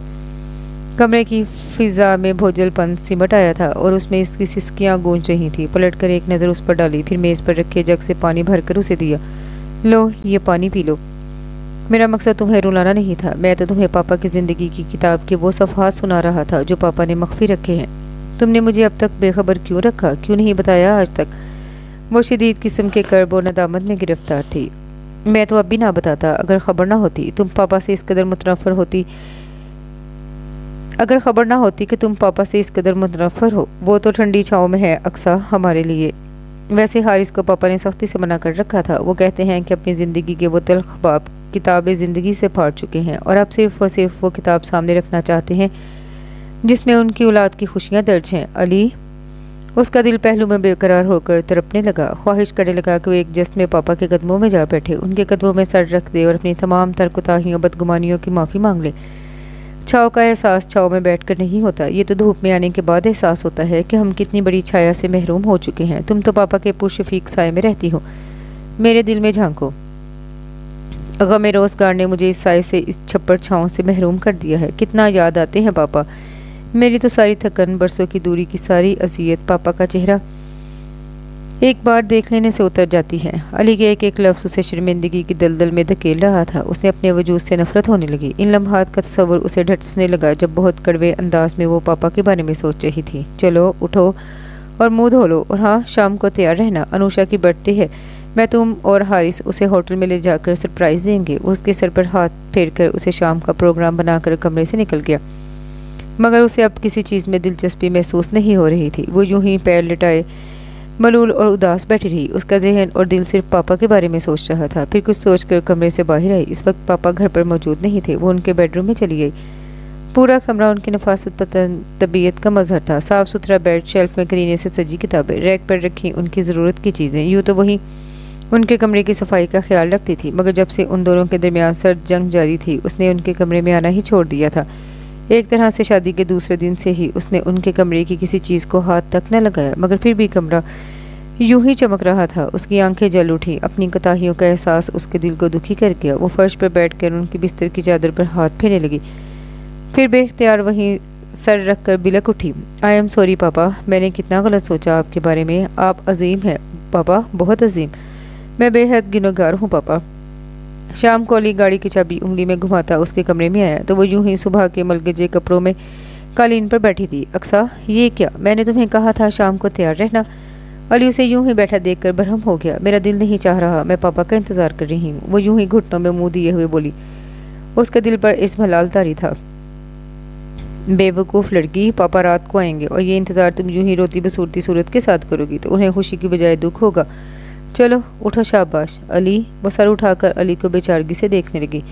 उसकी आंखों में दर्द की परछाइयाँ लरस रही थी। अली की उसकी दिली कैफियत से अच्छी तरह आगाह था। वो जिस कर्ब से गुजर रही थी उसका अंदाज़ा अच्छी तरह लगा सकता था, और अब वो उसकी ज़िंदगी से ये इज़्मलाल, ये दुख हमेशा के लिए ख़त्म कर देना चाहता था। जानता था अब ज़रा सी रियायत इस बेवकूफ़ लड़की के हक़ में जहर साबित होगी। वो खुद ही अपनी खुशियों के रास्ते में दीवार बनी बैठी थी। वो ना समझ थी, उसे अपनी अना मसमार करके झुकना गवारा ना था, मगर अली का ख्याल था अपनी अना को वहाँ वक़्त ज़रूर देनी चाहिए जहाँ किसी बड़े नुकसान का इम्कान ना हो। मगर वो तो सरासर खसारे का सौदा करना चली थी। जज्बाती लड़की, यूँ भी जज्बात में सोच के पहलू नहीं होते। वो अगर मुमकिन बड़ी तबाही से बेखबर थी तो क्या हुआ, वो या उसके घर के दूसरे नासमझी का मुजाहरा तो ना करें। उसे उसके हाल पर छोड़ देना सरासर नासमझी और नामाकूलियत थी। वो उसे ज़बरदस्ती घसीटता हुआ बाहर ले आया और पकड़ कर गाड़ी में बिठाया। انوشا اپنی ہنسی چھپانے کے لیے چہرہ کھڑکی کی طرف کیے بیٹھی تھی۔ سنو، میں گاڑی سے نیچے نہیں اتروں گی، وہ نروٹھے پن سے بولی۔ مت اترنا۔ علی نے ڈرائیونگ سیٹ سنبھال لی۔ اس نے گھور کر دونوں میاں بیوی کو دیکھا، پھر اچانک اس کا دھیان حارث کی طرف کیا۔ وہ تو موجود نہیں تھا، جبکہ علی نے کہا تھا وہ حارث اور تم تینوں مل کر انوشا کو اس کی برتھ ڈے پر ٹریٹ دیں گے، تو کیا وہ اس کی وجہ سے نہیں آ رہا؟ ہاں، اب وہ اکثر اسے دیکھ کر کترا کر گزر جاتا تھا، بار بار اس کی راہ میں آنے کی بجائے اب راہیں بدل لیتا تھا۔ پتہ نہیں کیوں اس کے دل پر چوٹ سی پڑی۔ اوہو، میں بھی کوئی مری نہیں جا رہی اس کے لیے، اس نے جیسے اپنے دل کو سرزنش کی، مگر جانے کیوں بار بار ذہن اسی کی طرف بھٹک رہا تھا۔ وہ چونکہ اس وقت جب علی فیروز چچا کے آفس کے سامنے گاڑی روکے زور زور سے ہارن دے رہا تھا۔ 2 منٹ بعد حارث اپنی تمام تر و تازگی کے ساتھ آتا دکھائی دیا۔ مسٹر، یہ کوئی برگر یا کولڈ سپاٹ نہیں ہے، یہاں ہارن بجانا منع ہے۔ اس نے آتے ہی سب سے پہلے کھڑکی میں منہ دے کر اس کے ہارن پر ہاتھ رکھا، پھر نظریں یوں ہی پچھلی سیٹ پر ڈالیں تو لبے ساختہ مسکراہٹ سے پھیل گئے۔ اوہو، اسے کہاں سے پکڑ کر لے آئے ہو؟ کم از کم منہ تو دھلوا دیتے۔ انوشا اور علی بے اختیار ہنس پڑے۔ وہ اپنی جگہ جزبز ہو کر رہ گئی۔ بھائی، چاند چہرے کو اب کتنا چمکتا ہوا دیکھنا چاہتے ہیں آپ؟ ہاتھ کنگن کو آرسی کیا؟ اوئے ہوئے، عورتوں کی خوش فہمیوں کا تو کوئی ریکارڈ ہی نہیں توڑ سکتا۔ چاند میں نور کہاں، چاند تو ایک ویرانہ ہے۔ اے مسٹر، انوشا نے اسے گھور کر دیکھا۔ وہ کندھے اچکا کر ہنستا ہوا پیچھے ہٹ گیا۔ بھائی، یہ میں نے نہیں، شاعر نے کہا ہے۔ وہ اس کے چہرے پر اترتی سرخی کو درزیدہ نگاہوں سے دیکھ رہا تھا۔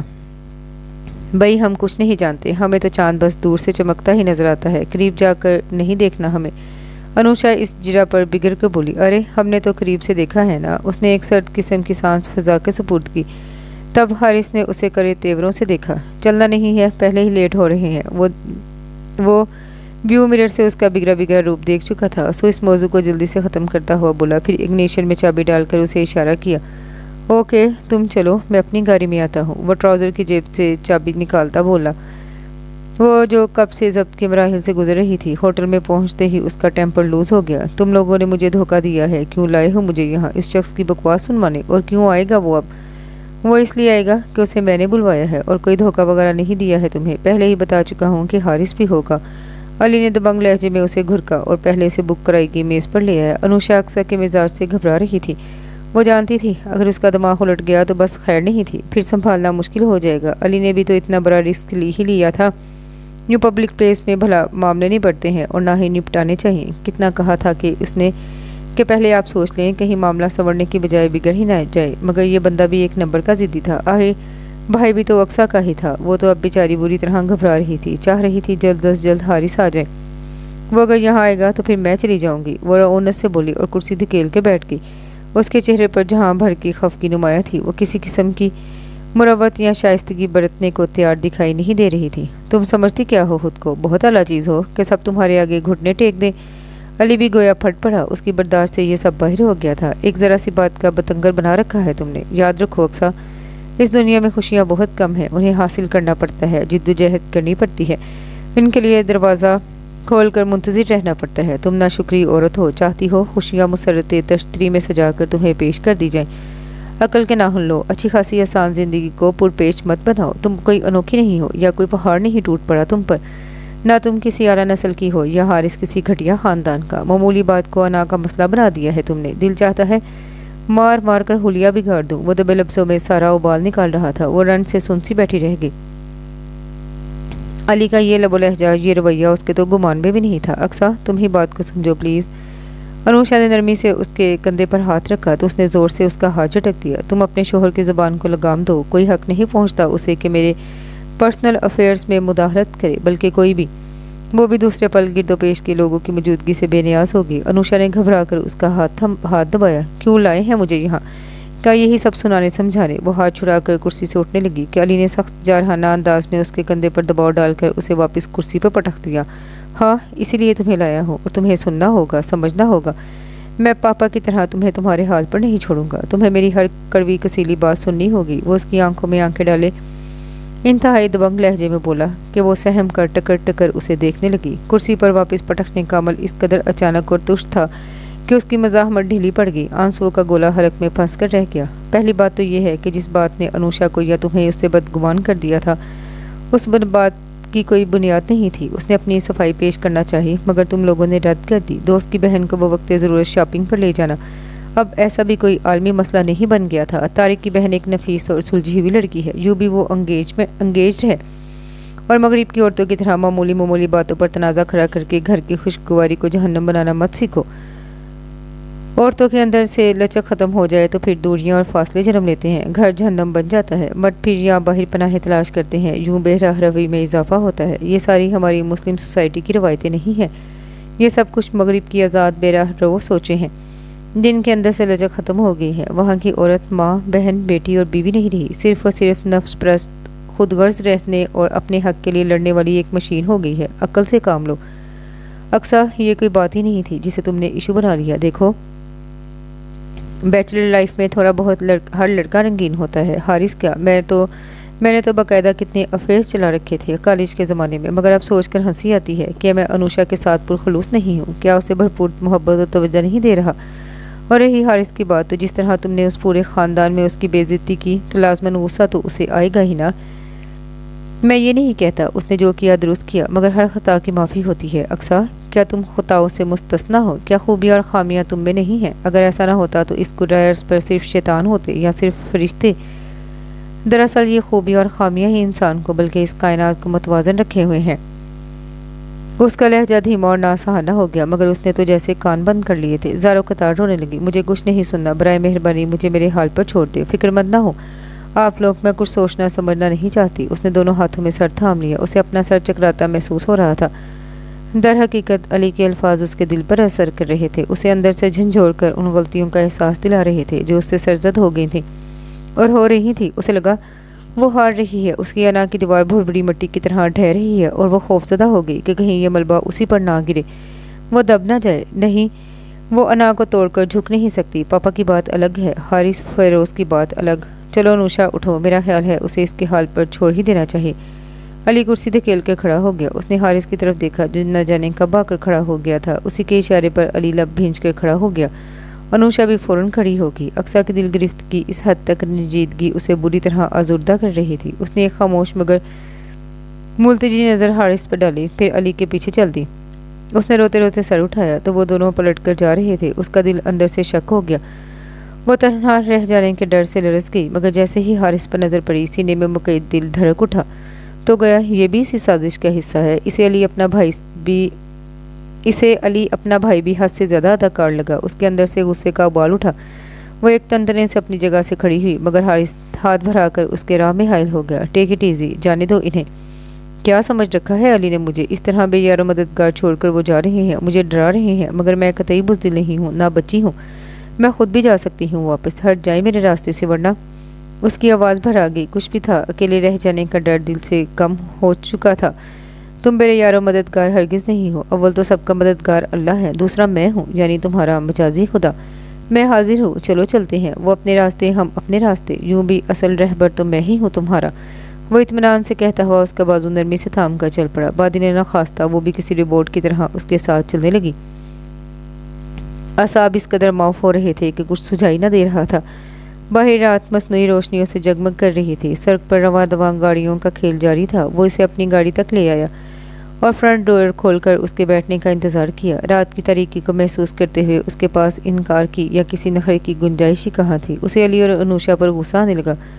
उफ, किस कदर जालिम हो गए हैं सबके सब। वो सीट पर बैठकर दोनों हाथों में चेहरा ढांप कर फूट फूट कर रोने लगी। पता नहीं रोना अपनी कमज़ोरी पर आ रहा था या अली और अनुषा के रवैये पर, या बस यूं ही अपनी हमाकतों पर, या फिर सारी थकन आंसुओं की सूरत बहाकर ज़रा सी पुरसुकून होना चाहती थी। कहाँ तो एक आंसू उस शख्स के सामने बहाना अपनी तौहीन समझती थी, अब कहाँ उसके सामने बैठी आंसुओं का खजाना लुटाए दे रही थी। उसके रोने पर हारिस का दिल मुस्तरिब हो गया। इतना टूटा और दिल गिरफ्ता देखकर उसे खुशी के बजाय दुख होने लगा। अक्सा, मैं अब भी ज़बरदस्ती और जबर का कायल नहीं हूँ। कोई भी रिश्ता जबर से इस्तवार तो किया जा सकता है, मगर कायम नहीं रखा जा सकता। वो फ़ायदार हो ही नहीं सकता। हर रिश्ता मोहब्बत का मुतकाज़ी होता है। जिस तरह खुशियाँ मुसरतें ना खरीदी जाती हैं, ना छीन कर हासिल की जाती हैं, इसी तरह मोहब्बत भी जबरन नहीं हासिल की जा सकती। यूँ भी हर खेल में हार या जीत किसी न किसी का मुकद्दर तो बनती है ना। मैं समझूंगा हार मेरा मुकद्दर बनी। तुम जीत गई अक्सा, यू आर विनर। وہ اسٹیئرنگ پر دونوں ہاتھ جمائے ونڈ اسکرین کو تکتے ہوئے بڑے بوجھل اور ٹوٹے لہجے میں بولا، علی نے میری حمایت میں جو کچھ کہا میں اس کی طرف سے معذرت کرتا ہوں۔ اس بیچارے کو کیا خبر کہ کچھ لوگ اپنی انا کی سرخروئی کو عزیز رکھتے ہیں۔ اس نے ایک نظر اس کے جھکے سر پر ڈالی، وہ ہنوز چہرہ ہاتھوں کے پردے میں چھپائے ہوئے تھی، اور مزید اس نے کچھ کہنا ابس جان کر اگنیشن میں چابی گھما دی۔ خواب ٹوٹ جاتے ہیں، ایک ذرا سی رنجش سے، شک کی زرد ٹہنی پر پھول بدگمانی کے اس طرح سے کھلتے ہیں، زندگی سے پیارے بھی اجنبی سے لگتے ہیں۔ اس کا دل بری طرح مجروح ہوا تھا، اس کی خاموشی نے اس کے اندر کے سارے خوش فہم خیالات کو نوچ ڈالا تھا، جسے کوئی وحشی درندہ سارے چمن کو اجاڑنے پر مصر ہو۔ اقصا مہروز، موڑ کاٹتے ہوئے اس نے اسے پکارا۔ وہ سو کرتی آنکھیں رگڑ رہی تھی، اس کے لبوں پر استہزائیہ اور قدرے تکلیف دہ مسکراہٹ بکھر کر منجمد ہوگی۔ دل کے کھیل میں کیا جیتنے والے بھی روتے ہیں؟ اس نے اس سارے وقت میں پہلی بار سر اٹھایا۔ آنسو بہنا رک گئے تھے، مگر آنکھوں میں اب بھی نمی تھی اور رخساروں پر سرخی۔ اس نے لبوں کا کنارہ دانتوں میں دبا کر اس کی طرف دیکھا۔ ہارنے والے تو روتے ہیں نا؟ اس کی آواز دھیمی تھی، مگر حارث کی سماعت تک بخوبی پہنچی تھی۔ اس نے چونک کر اس کی طرف دیکھا تو وہ نم لبوں کے ساتھ مسکرا دی، ایسی مسکراہٹ جس میں چاندنی کی سی نرمی تھی۔ پھر بے اختیار اس کے ہاتھ پر اپنا ہاتھ رکھ دیا۔ اس کی خوشی عزیز تھی، کچھ اس سے پیار تھا۔ اپنی انا کو توڑ کر جھکنا پڑا مجھے۔ غیر متوقع خوشی کا در کھلا تھا۔ وہ جلدی سے خود کو نہ سنبھالتا تو گاڑی یقیناً کسی پول سے ٹکرا جاتی۔ بے وقوف لڑکی، ابھی ہم دونوں اس جہاں سے کوچ کر جاتے۔ اس نے سرعت اور مہارت سے گاڑی سڑک کے کنارے روک دی۔ مارے حیرت اور خوشی کے دل کی طرح گاڑی بھی کنٹرول سے باہر ہو جاتی۔ پھر اقصا، ذرا پھر سے کہنا۔ وہ خوشگوار حیرت کے ساتھ اس کی طرف بھرپور طریقے سے متوجہ تھا۔ وہ پلکیں جھکانے پر مجبور ہوگی۔ کیا یہی جو ابھی میری سماعتوں میں خوشبو کی پھوار پڑی ہے؟ یہ جو جھلملاتے تارے جیسی ہنسی دیکھی ہے تمہارے ہونٹوں پر؟ یہ جو ٹھنڈی ہواؤں جیسا عطر بیس اقرار محبت سنا ہے؟ دل نے، کیا یہ سچ ہے؟ وہ حیرت بے یقینی سے اسے دیکھے جا رہا تھا۔ دل تھا کہ پہلو سے نکلا جا رہا تھا، جان تھی کہ سنبھل نہ پا رہی تھی۔ وہ سر ہلا کر رخساروں کی نمی ٹیشو سے پوچھنے لگی، میں بہت ناقدری ہوں حارث، محبتیں میرے اطراف اجالوں کی طرح بکھری ہوئی تھی، مگر میں پیٹھ موڑے اندھیرے کو دیکھتی آ رہی تھی اور اتنی روشنی کو چھوڑ کر اپنے بخت کے لیے کسی نادیدہ کرن کی منتظر تھی۔ علی ٹھیک کہتا ہے، خوشیاں ہمیں تشتری میں سجا کر نہیں ملتی، اس کے لیے دروازے کھول کر منتظر رہنا ہوگا۔ میں نے بھی اپنے دل کا دروازہ کھول دیا ہے، میں منتظر ہوں حارث فیروز۔ وہ اس کی طرف دیکھنے سے گریز کر رہی تھی، اس کی نگاہیں سامنے جلملاتے سائن بورڈ پر تھیں۔ تب اس نے نرمی سے اس کا چہرہ اپنی طرف موڑ دیا۔ تم تو خود میری خوشی کی منزل ہو، تمہاری مٹھی میں میری ساری خوشیاں قید ہیں، کھول دو تو میں منور ہو جاؤں پاگل لڑکی۔ اس نے اس کے سر پر ہلکے سے چپت لگائی، پھر ہنس پڑا۔ وہ بے ساختہ ہنسی تھی اور حارث کو لگا جیسے سارے سوئے ہوئے منظر جاگ اٹھے ہوں، ٹھہری ہوئی کائنات کی نبضیں پھر سے رواں ہو گئی ہوں اور زندگی حسین تر ہو گئی ہو۔ اور اس کے ساتھ ہی یہ خوبصورت سا ناول اپنے اختتام کو پہنچا۔ امید کرتی ہوں دوسرے ناولز کی طرح یہ ناول بھی آپ کو پسند آیا ہوگا۔ کمنٹ میں اپنی رائے کا اظہار ضرور کیجیے گا، دعاؤں میں یاد رکھیے گا۔ اللہ حافظ۔